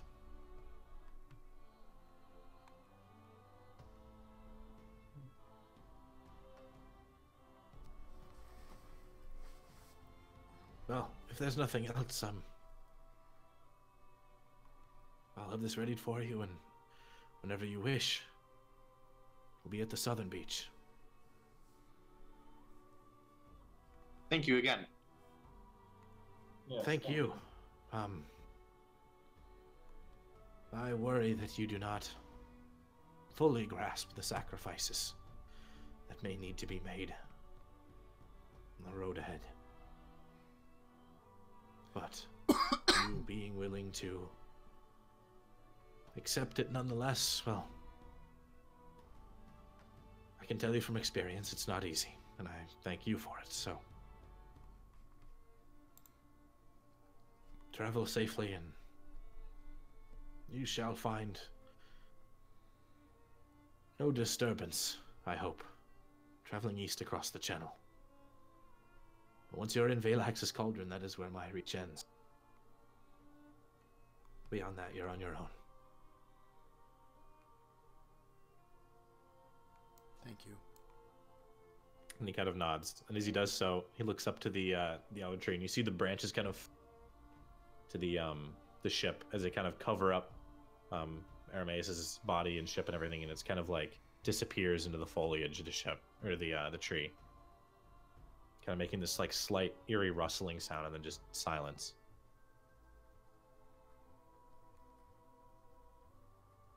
I fear that I am still spent from earlier, but when the first Emperor of Men's spirit calls to you, you don't wait. So I must retire again, but best of luck and thank you again. So he kind of nods and puts one hand on the other tree for a moment and just kind of braces it, and then takes his leave to the back of the chamber and disappears. As he's walking out of sight, Marleone's going to speak in Elvish. Viserion, can I have a word with you? I have a question for you. And he kind of turns, and back in Elvish he goes, "Of course, my child, please." And he motions to the back room door, like his chambers. Okay, I will enter. All right. What are the rest of you gonna do? As Marleone is just like speaking Elvish to Viserion, and then he follows him. Is Torlak here? No, Torlak's back. He stayed at the bottom of the stairs. Oh, okay. So we're getting ready to head to the beach. If that's what you guys are doing. Yes. Okay. I'm gonna make my way towards Torlak before that. Okay. So you guys start heading back there. Marleone, Viserion brings you into his private chambers. They're very like beautiful. There's the same vines kind of running around the sides of the room. The wall doesn't go all the way up, so it's still technically part of the inner sanctum. But otherwise, like, it's not like a luxurious room. It's just very like, it's naturally beautiful rather than it being like adorned with expensive things or anything. As he walks in and kind of sets his staff down against the wall and turns around towards you and just kind of folds his hands, and he goes, "I sense troubled mind is in this room with me." One could call it that. I guess some things I've been pondering in my mind over the course of the last, day and a half or so. The first one being when we first met, and I discovered that you were in Eladrin. Something called out to me. I know that Eladrin themselves are few and far between, and where I'm from, Laran, the master of our monastery, is also in Eladrin, and what gets me in too is he's conveniently also guarding some sort of vault. Not just the vault, but we have a vault at my monastery dedicated to the Raven Queen, and I guess I'm just curious, and not to sound racist, because I'm not trying to be that way, but do you happen to know my master Neos from Lorand? I have not met Master Neos, but we have corresponded in the past. He's one of the elders in this realm, and those are even fewer and farther between. But as far as meeting him in person, I have not. You wish to know how he is? That was one of the things I was going to ask you about. Yes, I haven't seen him in a very long time. Well, my eyes do not see where they used to. And the last time I did set eyes on Master Neos, he was very well. But that was many years ago. And since then, my focus has turned to protecting our isle and what we have left, and I imagine he is doing the same. Granted, with different methods, the same intent. Right. The other thing I was going to ask you, yesterday, or earlier today, question mark? I don't. Time has eluded me since we've been here. But I guess what we saw before we talked to Unja, I experienced a vision of sorts, or a dream, something. I awoke in a sea of blood, and in the center of this sea was a lagoon. In the lagoon, as I approached, was a eyeless raven on top of a piercing black cloak. I guess I'm curious what your take on this is, because I've never experienced something like this before. Well, contact with the Elder Tree and an extreme experience for those unacquainted. It's not uncommon for her to bestow, inadvertently or not, visions into your future. While the visions often do reflect what will come to pass, their interpretations are otherwise. The Sea of Blood may not represent what you think it represents. A knee-jerk reaction is not something you should have to a vision as such. As for an eyeless raven, if I'm not mistaken, that is your master, your master's companion, as I've seen it with him several of the times that we communed over distance. And the cloak, I can't speak to, but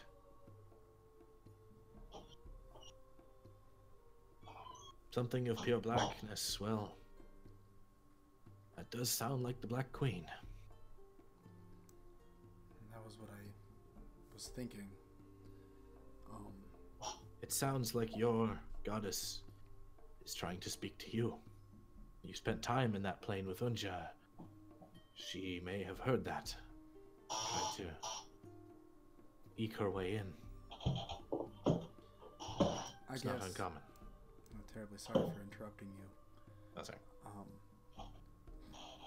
Kal'Araan is not a very, I don't want to say open-minded, because they are for the most part, but I've yet to see a place there that has a place where I could worship the Raven Queen at like a temple or a shrine. I know that Lorand is more suited for that, but you don't happen to have any ideas yourself with your wise knowledge, I guess, as to where there might be somewhere in Kal'Araan that I could do as such, if she is trying to peek into my mind. Well, what I found is that the more intersections of existence that you have, the higher chance there will be somebody that can help you. And if you're heading through Valax's Cauldron, I suggest you head to the capital.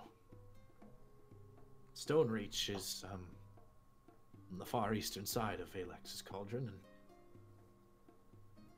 one of the few ways out. If there's a temple or a priestess of some kind, it will be there. Not that I've seen it myself, but I traveled those lands freely before the descent, and those that started Stonereach and the Commonwealth there, they were a different breed than those that ended the Imperium. They went there because they were not represented, because they were shunned, and those that ruled them were not open-minded. They returned to the teachings of Aram and what he founded that empire upon. So you will have much better luck there than you will back from places you came. Thank you.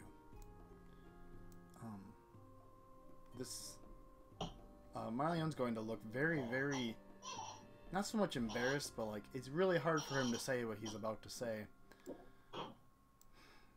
You are far older than anybody else I have met other than Master Neos himself. And I guess as an agent of the Raven Queen, there's part of me that feels this compulsive need to tell you, should you ever decide, very hard for him to say this because this is really fucking hard, should you decide that you do not want to pass naturally, I feel this compulsive urge to ask that you think of me, because I would be more than honored to help you transcend from one life to the next. He's like super, like Marleon doesn't show emotion, but like super red in the face because he just literally fucking go ahead spoke and his roll a mind. persuasion Man. check. What? Go ahead and roll a persuasion check. Alright.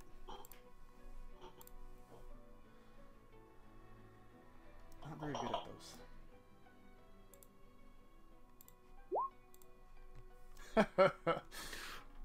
Yeah. As you say that, you see him, he looks down and he goes, "You are, your will is not misplaced. You're much, unfortunately, more limited than your mother race. Though, less so than your more mortal counterparts. It's understandable that this would be something you ask, but I am comfortable passing in the arms of Unja, in presence of the Elder Tree, and whatever physical ailments may come to me in that time are no matter to me. Only under extreme circumstances would I consider putting myself in that kind of position. I understand. They would have to be quite dire. Well, should things become quite dire, my offer still stands. And it will, so long as both of us are alive. Whether or not we see each other again after this, it's hard to say. But I thank you for everything that you have given me and our party during the time that we were here. The knowledge that we've gained far exceeds anything that I could have ever hoped when we were on our way here. And I do hope that one day, at some point, I make my way back here. It's been peaceful. We would be lucky to have you here. And all of your friends. But I accept your thanks, but I only pray that you do not curse me in the future for saddling you with this responsibility. What we do, we bring upon ourselves. For you to give us a nudge in the right direction, I don't think it could ever truly bring a curse upon you. Well, let's hope that's true. Um, Thank you again, Marleon. And thank you too. I didn't mean to keep you past a time of rest. There were some things I needed to get off my chest. He kind of nods and goes, "Time is something I still have plenty of." Understandably so. Marleon's gonna, I guess, get up from if he was sitting or whatever, and make his way towards the exit and kind of give a nod. Maybe not a bow. Thank you for everything. Hopefully in the events that unfold Glenmont stays out of its path. And I guess at that point he's gonna leave. Yep. He nods back, and you take your leave. You head back to Torluk's house, meet with the rest of the party, it is now nighttime as you guys have all gathered again.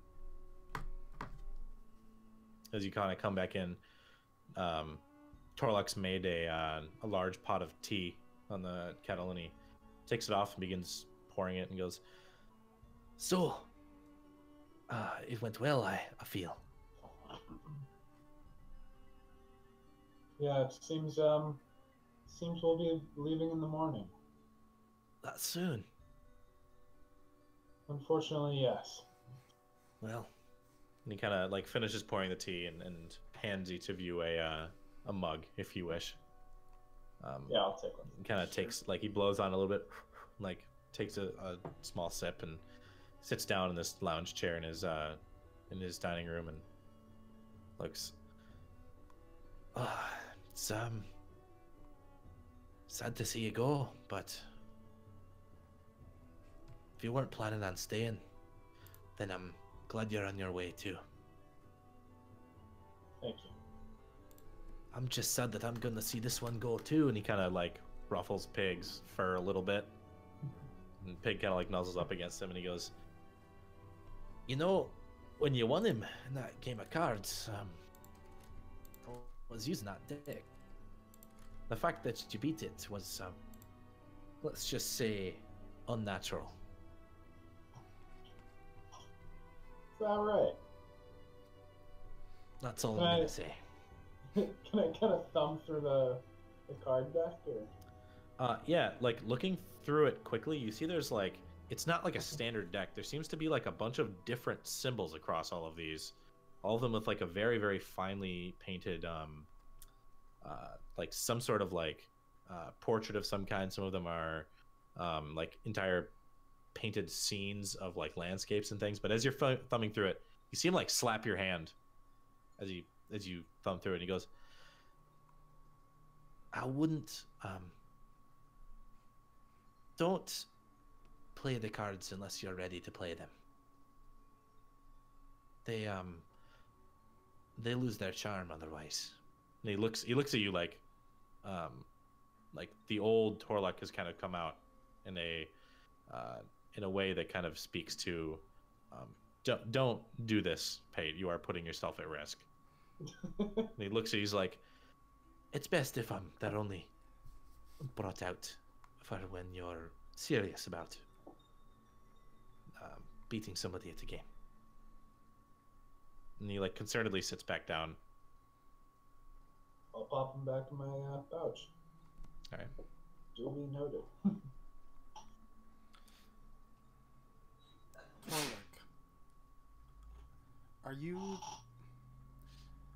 I feel, given our recent events, this need to... I feel the need for a drink.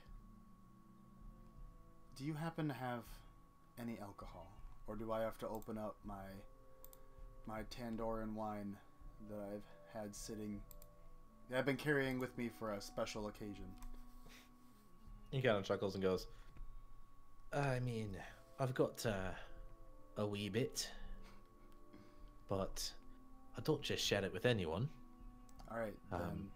If we're drinking, then it's got to be with family as well." And he looks to Peyton Verna.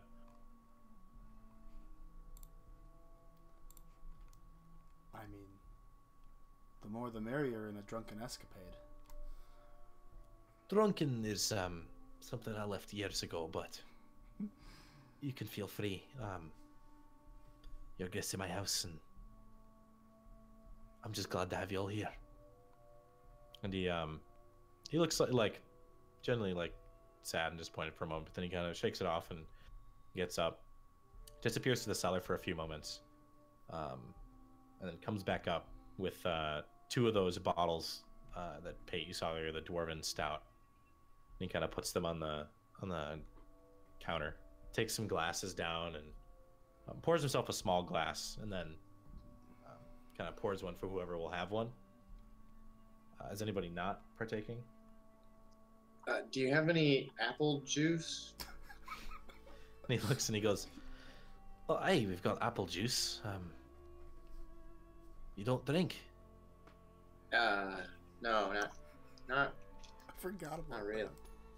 He goes, "Of course. I apologize." And he reaches into the pantry above like one of the cupboards that he has, and he pulls out this like very thin corked bottle. It's like 3/4 full, and pours into a glass, corks it up, puts it back on the counter, and hands it over to you. It smells wonderfully of apples. Hey, And he looks to you and he goes, "It's hard to find outside the island, seeing as I'd wager maybe at least half of the fruit-bearing trees or apples are only on this island. You're too young to remember, but a lot of the cursed famines and widespread droughts and such from the descent killed off most of them outside of Glenmont. So it's one of the few things we've got still from the mainland." I wanted to enjoy it while I was here. Thank you. He kind of nods and sips, and he holds up a glass in front of all of you and goes, "To old friends, to lost pets, to old elves, strange boxes, and old ships, long journeys, and for a long life. Hope you travel well in the morning, and whenever you finish what you need to finish, maybe you can come back, and if I've still got a few years left in me, you a few more, perhaps you'll find your peace here one day." He kind of nods and clinks his glass and takes a sip, kind of solemnly.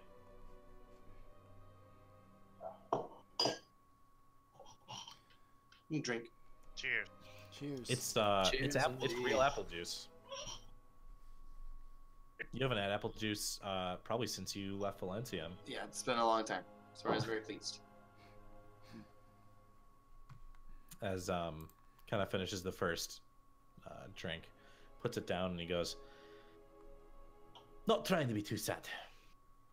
It's not often you get friends from all walks of earth showing up at your doorstep all at once.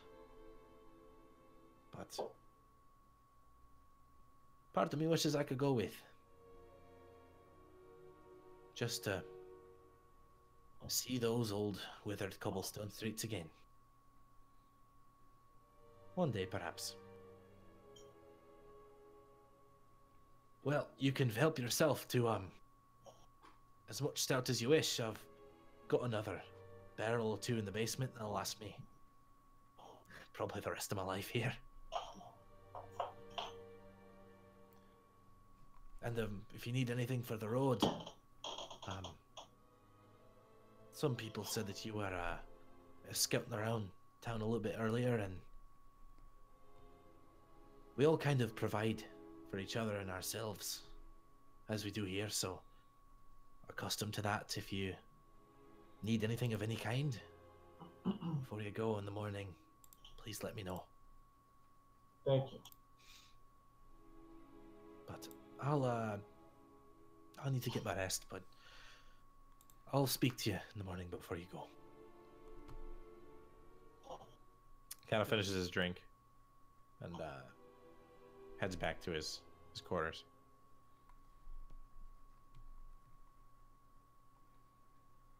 And so here we are.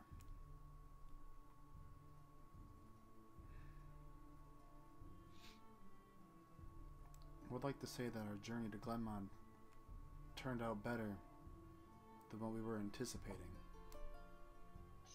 by a long shot. The bar was low. In fairness, it was. I'm sure everyone kind of noticed it, but this place just, while it's peaceful, it feels sad. In Feels a way. dead. I know exactly what I can compare it to, but I almost don't want to say it because I think it'd be. Well, Say what you feel. Blame it on the drink. Sure, I'll take this drink, and it's like, it's kind of like an old person's. I thought the same thing. It's like a retirement camp for. Yes. Though in all fairness, the few people we did talk to mentioned the word retirement more than once. It's true. There's nothing to do, nothing to buy. Just Survival. you and yourself and a cozy life. And hearing old stories. Endless time to reflect.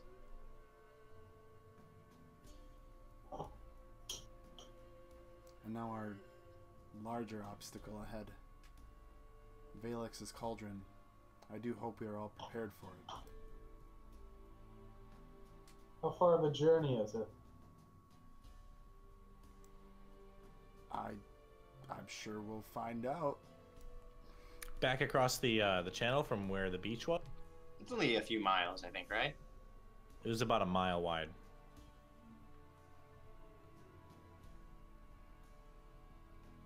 Just barely not swimmable.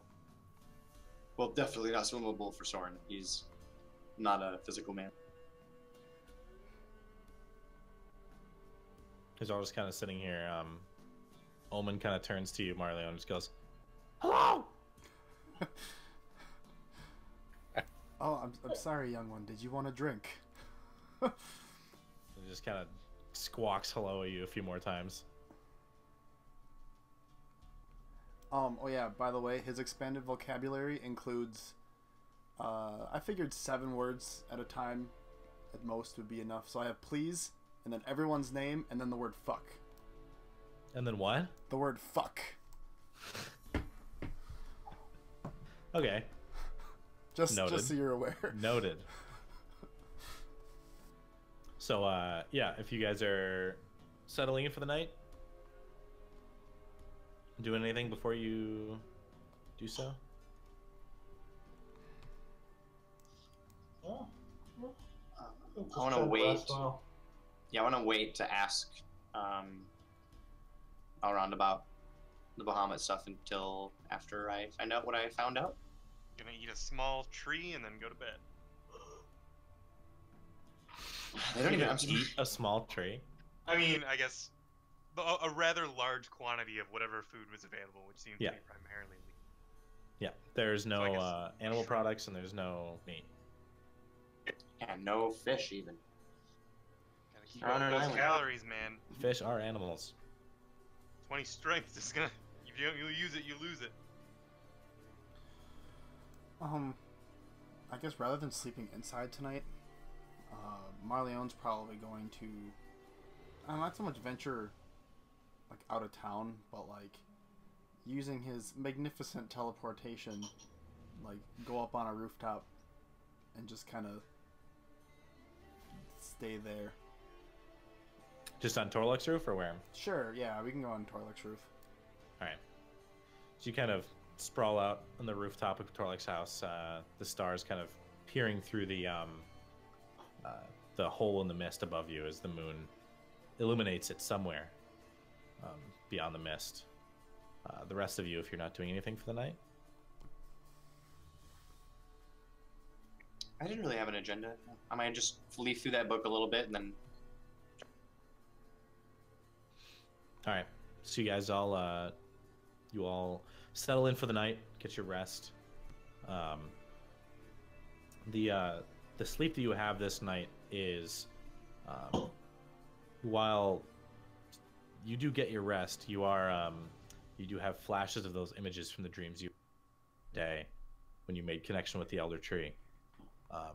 not that you have the dreams once more, but that those images just kind of make it hard to finally nod off to sleep. You do manage to finally get some rest. You all wake with the sun illuminating the mist to the east, kind of encompassing the town once more in that shadowless light. As some of you wake up to the smell of Torluck preparing food for you all, as when you stir from your sleeping place, he just kind of like hands you a small little dish of like steamed spinach and some other like breakfast herbs and such. It's gonna be a long journey today, and need all the strength you can get. Unfortunately, I ran out of my meat preserves about 15 years ago. So, it's the Just best I missed got. out.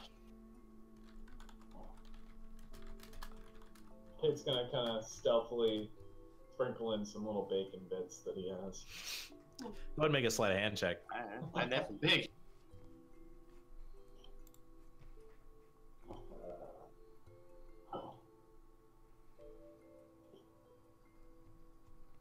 Yeah, as you're doing so, you see Pig looking over at you. You sprinkle it on. He sees every time. He looks down, and then he just looks disappointed at you. He doesn't even look sad. I'm gonna like slow down and lock eyes with him, and then keep going. He just lays down. We have You a notice weird Pig relationship. did sleep last night when you guys went to sleep. Oh yeah.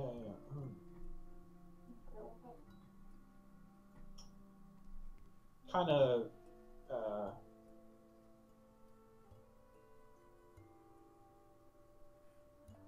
Nope. Did Dean freeze? He's frozen in thought. Hello? There we go. Now I can hear you. So kind of. Did he lose his dark vision? Who knows? I mean, Okay. you'd have to ask. But how can you talk to him? Hey, pig. Looks up at you. Good boy.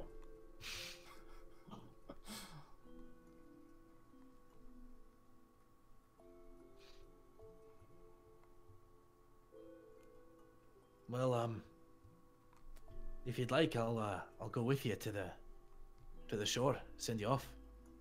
That'd be great. That would be nice. Right. And he kind of like helps you gather up your things as you head out of the cottage. He closes the door behind him, and he sets off ahead of all of you southward through the forest. As unless there's anything else you guys want to do here, the town of Glenmont begins to disappear behind you in the mist as you walk south. Not being able to like recognize the trees that you're on, you see Torluck is walking this very confidently, as if he's like been this way 1,000 times. After about an hour and a half to 2 hours of walking, quicker than when you made it here the first time, he brings you to that familiar. You smell the ocean begin to fill the air around you. So you make it to that same small little cliff face, about like 15 feet high, overlooking the small beach in front of you. You see that same ship that Aramaeus Valaxi was residing in, empty, the single hoisted sail flowing in the ocean breeze as the mist has parted out from where the beach is, and a clear blue sky looks out over the ocean. The beach ship just kind of rests gently sideways on the sand as Torluck walks up and goes, I've never seen it this clear here before.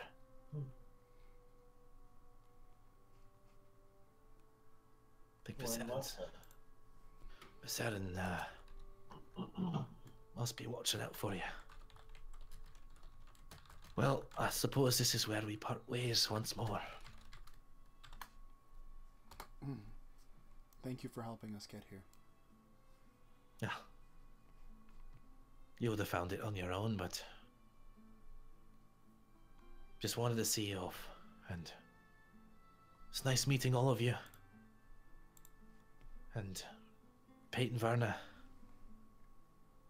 if we don't cross paths again, well, I just need you to promise me that you'll forgive me for what I've done in the past. Pate, will you forgive yourself? And Varna, you too. It's important to forgive ourselves about what we've done. I'm gonna give him a very big hug. Yeah, and he kind of like he drops his walking stick for a moment and gives you a big hug back. Goes over to Verna and does the same. I'm gonna, let's see, Verna, as he hugs you, he's going to say something to you. I'm gonna send it to you in Discord.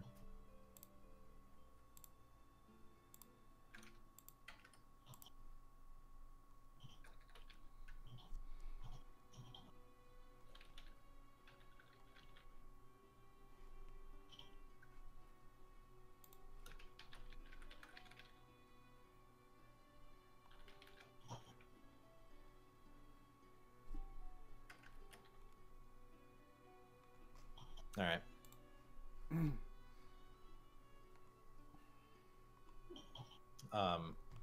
As he leans away. Yeah. Sorry, I'm also gonna pass him a note. Yeah.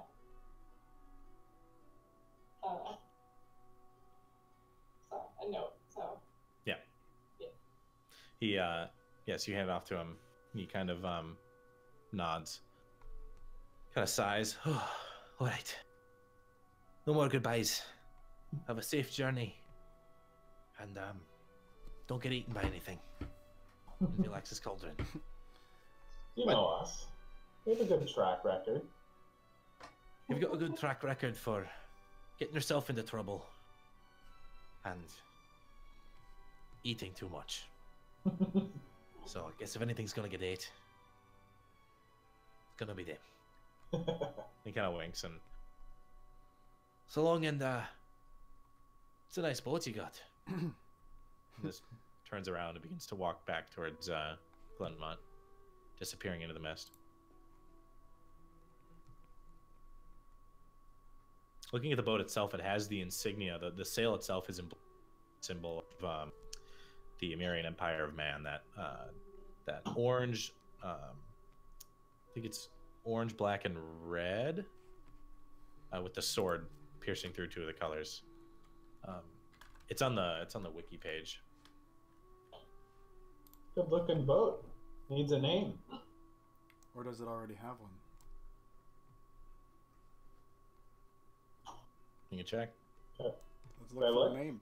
Yeah, go ahead and make a investigation check. I'll help or make my own check as well. He's pretty blinded by his visions here. Let's see. Do you read fucking Common. Draconic? Me? Yeah. No. I do. But Verna does. I do. Verna, what does that say? Yeah, so when Pate's searching around, you find this strange Draconic text. You bring Verna over, and on the back of the ship itself, kind of like up underneath the what is it, the aft of the ship, is that the back of it? Whatever, the back of the ship, like kind of hidden from view. You kind of like look underneath, and Draconic gets branded underneath as the Western Frontier. Yeah, you know what? Where did shipwrights get off anyway? Why do they need to create new words for places that already have words for them? Am I the only one? Am I the only one?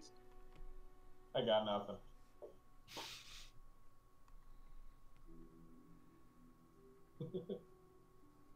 How big is the ship? Let's see. It would probably be about 10 to 15 feet wide and about, I would say, 45 feet long. Do any of us know how to drive a ship?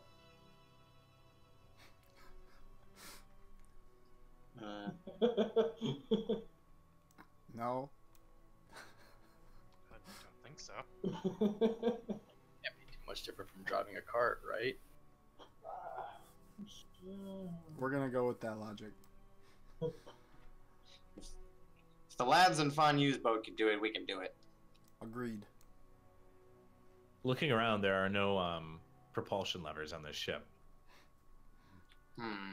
It just seems to be a classic. I mean, this ship looks old. It looks very, very old in like style, but it looks very well preserved.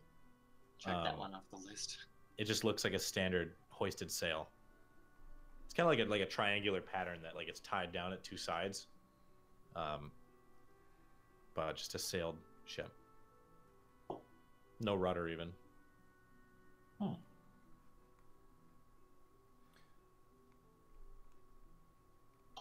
Is it beached?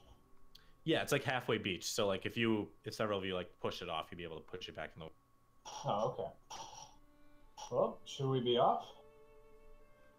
I guess let's go. I guess I can try at the helm. All right. So Pate climbs up to the two ropes that kind of have these like sliding wooden posts. So like to steer the mast, you kind of take a moment to pull them, and it steers the sail left and right because there is no rudder on the ship. There's no mechanical devices. It's literally just a rope wrapped around a post of wood on each side. And you can tell as you kind of taut up the ropes, you see parts of those wood posts that have been like worn away from how much it was used at some time, like very, very long ago. And even looking at the rope, you can tell where whoever was piloting it, their hands must have been wrapped up in the rope right where your hands are right now, just due to the discoloration. As I'm assuming the rest of you are gonna help push off. Yeah. Yes. So it's big enough. It's not. This isn't like a real big ship, right? You said it was. No, it's not like Fanyu's ship. There's no like decks to it. It's just the one ship deck. Is the sails already up? Yep. Alrighty. Yep. Let's push it in. There are no oars, any other propulsion. It's totally just driven by the sail. Yeah, you don't see any other mechanical. There's no like mechanical devices in weaponry. There's nothing. It's just a simple, elegant personal vessel. Sailboat. Okay. So as you all kind of heft it off into the water, you manage to climb up on the sides, push yourself in. Pate, you feel the wind immediately fill up the sails in front of you, and it begins to like pull you away from the island. As the sail kind of carries you away from the beach front, you look back and see that clear sky begin to enclose as the mist falls back around the beach front, shrouding it. As you are pulled out into the Arm Channel, the island still obscuring the northern winds that pour down. You can see ahead of you the water, while choppy in front of you, and there are like small white caps forming over. You see that there is there's no sign of like anything swimming in the water immediately in front of you. I'm gonna say go ahead and make a athletics check to maintain the sail as you're going across. Yeah, as you leave the clearance of the island, you feel that wind blow against the boat. The rest of you kind of hold yourself on the rails of the ship as it's tilted sideways. Pate, you manage to put all your leverage on one side of the sail and push against the wind to have it carry you downstream, downwind, towards the far side of the channel. I want, let's see, Hexus and Soren to make perception checks. Looks good.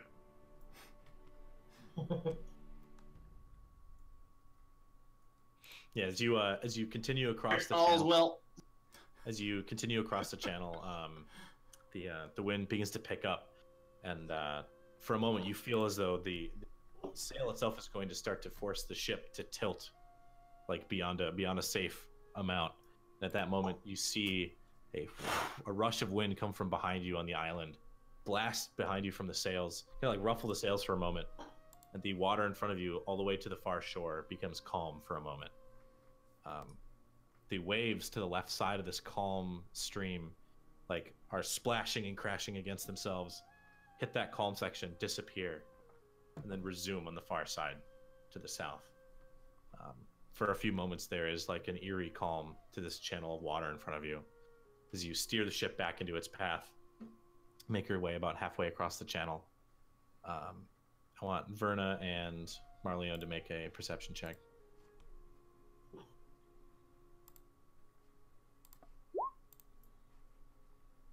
Nice. Jesus. Yes, work, guys.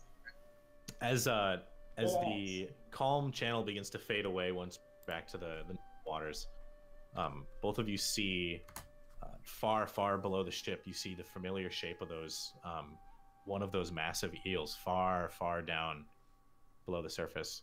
And as it swims closer to the ship, you see it stop. Its whole body kind of tenses for a moment. It swims away from the ship itself, seemingly disappearing back into the deep. As Pate, you steer the ship confidently back towards the coast once more. I'm going to say make one more athletics check.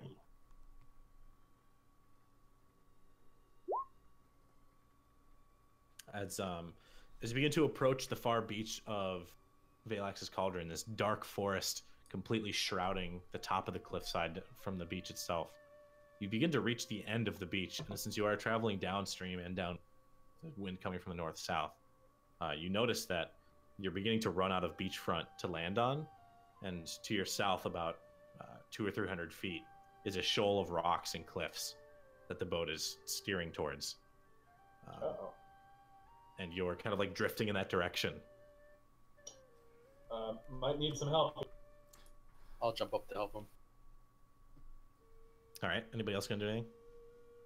If there's more room to help, I'll help. I'd say two of you could probably like pull on the sail. I just mean like if there's anything else anybody can do. No. All right. So Alron comes up next to you and helps you grab on. I'm gonna say make a athletics check with advantage. Me or Alron? You, because you're still piloting it. Gotcha. He's just assisting. As you manage to steer it back towards the actual coastline with sand, you notice right before you're like maybe like 100 feet away from the coastline. You look down, and for a split second, you see a shape, and you hear as the side of the ship cracks up against a rock somewhere underneath on the shoreline. You manage to continue on your path towards the beach itself. And as you do, you feel the ship begin to slow and slow. As you look down, you see a small leak pouring into the bottom of the ship itself. You feel like you could probably get it to the beach before then, in its current state. However, there are hidden rocks all around in front of you. But the beach lies ahead, the sand beach where you can land. Okay. Yeah, we'll press on. All right, make a perception check. Pate.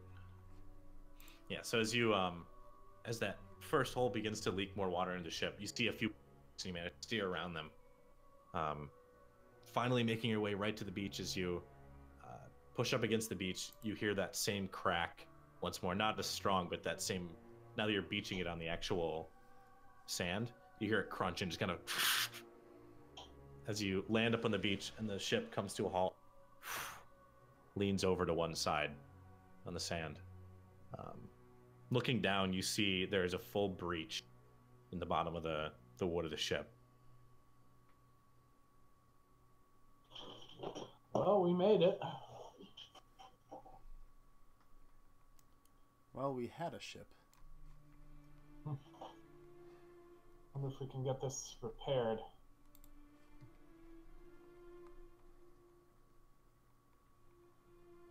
I'd say the hole in the ship is like probably a foot wide. It's pretty big.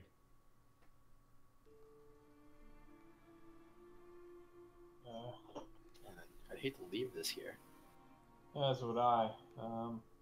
Same. It'd be nice to keep it preserved. Such an ancient vessel. But at the same time, I think we have more pressing matters upon us And Marleone's gonna look up the cliffside to what awaits us, pretty much. Well, if we don't fix it and leave it broken, who's gonna steal it? Good point. A hole in the side of a ship is a perfect anchor.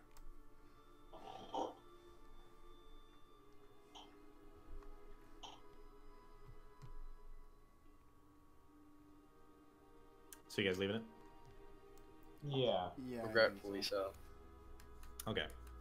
So yeah, Can you I- kind of take it. Yep. Can I like mentally note where this is? Yeah, you can like take in where the island is, silhouette. Kind of look around. There's like some fallen trees in the side, the sand that have like fallen in as it erodes. Kind of mentally note what this area is. You know, it's like the very southern end of the beach that meets the Aram Channel. I guess since we're still here, did the ship have like a interior at all? Like a lower deck? Yeah. No, it was like maybe like a foot or a foot and a half deep of a lower deck, Oh, okay. but it wasn't like something you could go into. Okay. Was there? I guess I didn't even think about it, but since we're right here, there doesn't happen. I'm looking for like any sort of like door to store cargo or something like that inside. Yeah, go ahead and make an investigation check.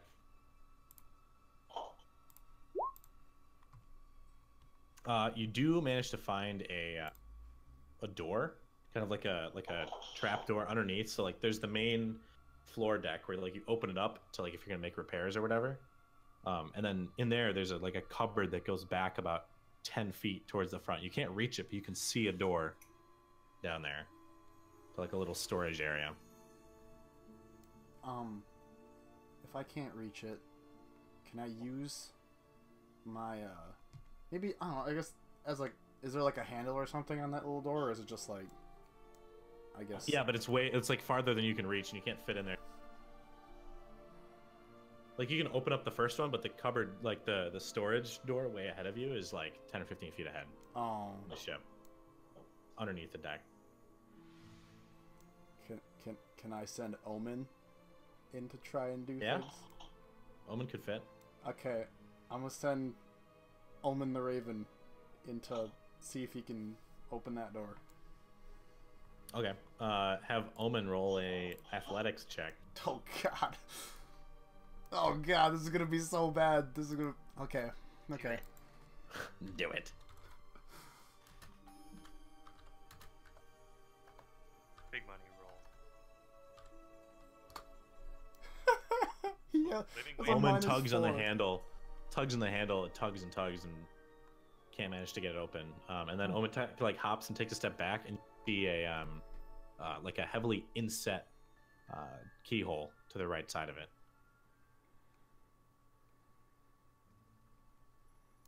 Noted. Okay. I guess I'm gonna have him come back because I didn't find a key when I was looking, so I can't open that. Or would be able to.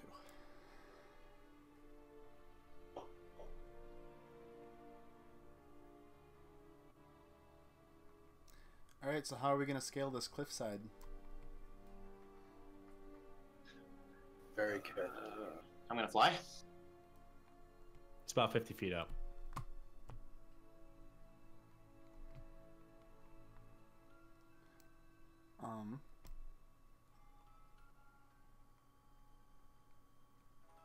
Hey, if you fly up there, you could attach a rope to like a nearby tree, and we could climb. Soren. I think I could probably do that. How tall? How like high is this cliff? About 50 feet. That's not so bad. Yeah. I could send probably Omen do up that. to help you if you need it. Don't know what he'd do, but he could probably help.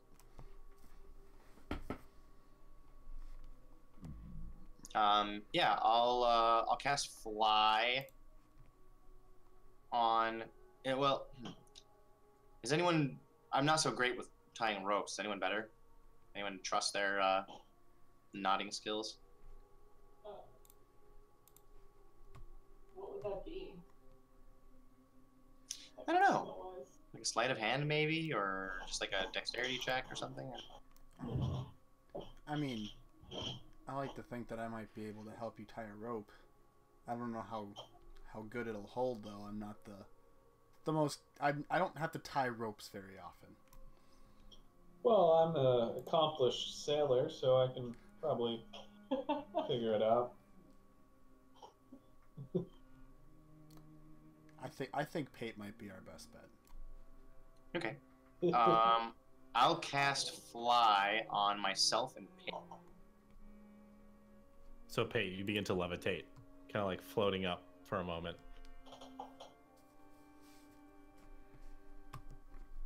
All right. So I'll go for this this knot.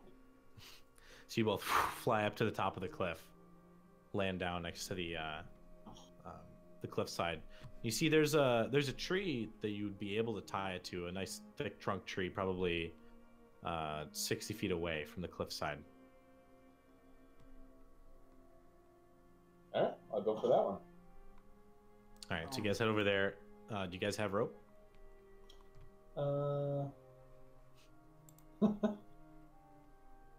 It's a good question. I would like to say I'm gonna have Omen be up there with him just so I can see through his eyes. Go ahead and roll a perception check for him. Okay.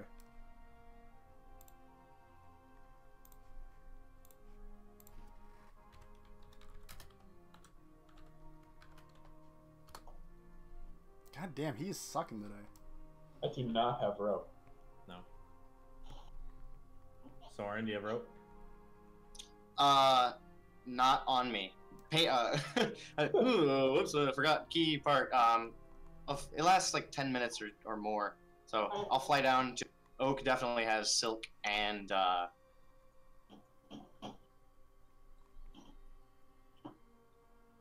As Soren flies down, Pate, why don't you make a perception check? Perception?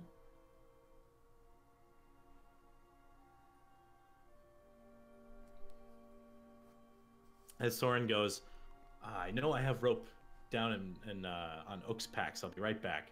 Flies down the cliff. Take a few moments, you kind of look back out of the island. This beautiful view out towards Glenmont. That heavy mist just hanging over, and the edges of the island just barely visible through it. That moment, you're watching Omen on the ground, kind of just staring off into the forest. As you look up to where Omen is staring, you look into this dark canopy that kind of overshadows everything going off into Vale Cauldron. However, one thing stands out. It is 3 hunched figures that, as you look out towards the forest, are sprinting towards you silently. And as they get closer, you like take a step back. You hear kind of this like almost slopping sound as it. 3 individuals, blood red skin, their faces kind of like pushed in, these long teeth sticking up from the bottom of their mouths. They almost look like humanoid frogs. These long claws coming out of their hands, sprinting out of the forest towards you. And you hear Fireball. as they all. Well, that's it. Fireball o'clock already. That's where we're gonna leave it for tonight. As you just stand there, seeing them all running out of the forest. If Omen sees them, I think he's probably gonna utter the word "fuck." Yeah, so you see them, there's like, and you look down at Omen. Fuck! So Well, that's where we're leaving for tonight. You got Nice. that, team, right? All right. Oh, yeah. I should be fine for next Thursday. Same as. Yeah, should work for us. Yeah, I think so. Yeah, I should be good. Yeah. Damn, you're all ahead of me on that one. Fuck. Let me check. I'm pretty sure I'm good.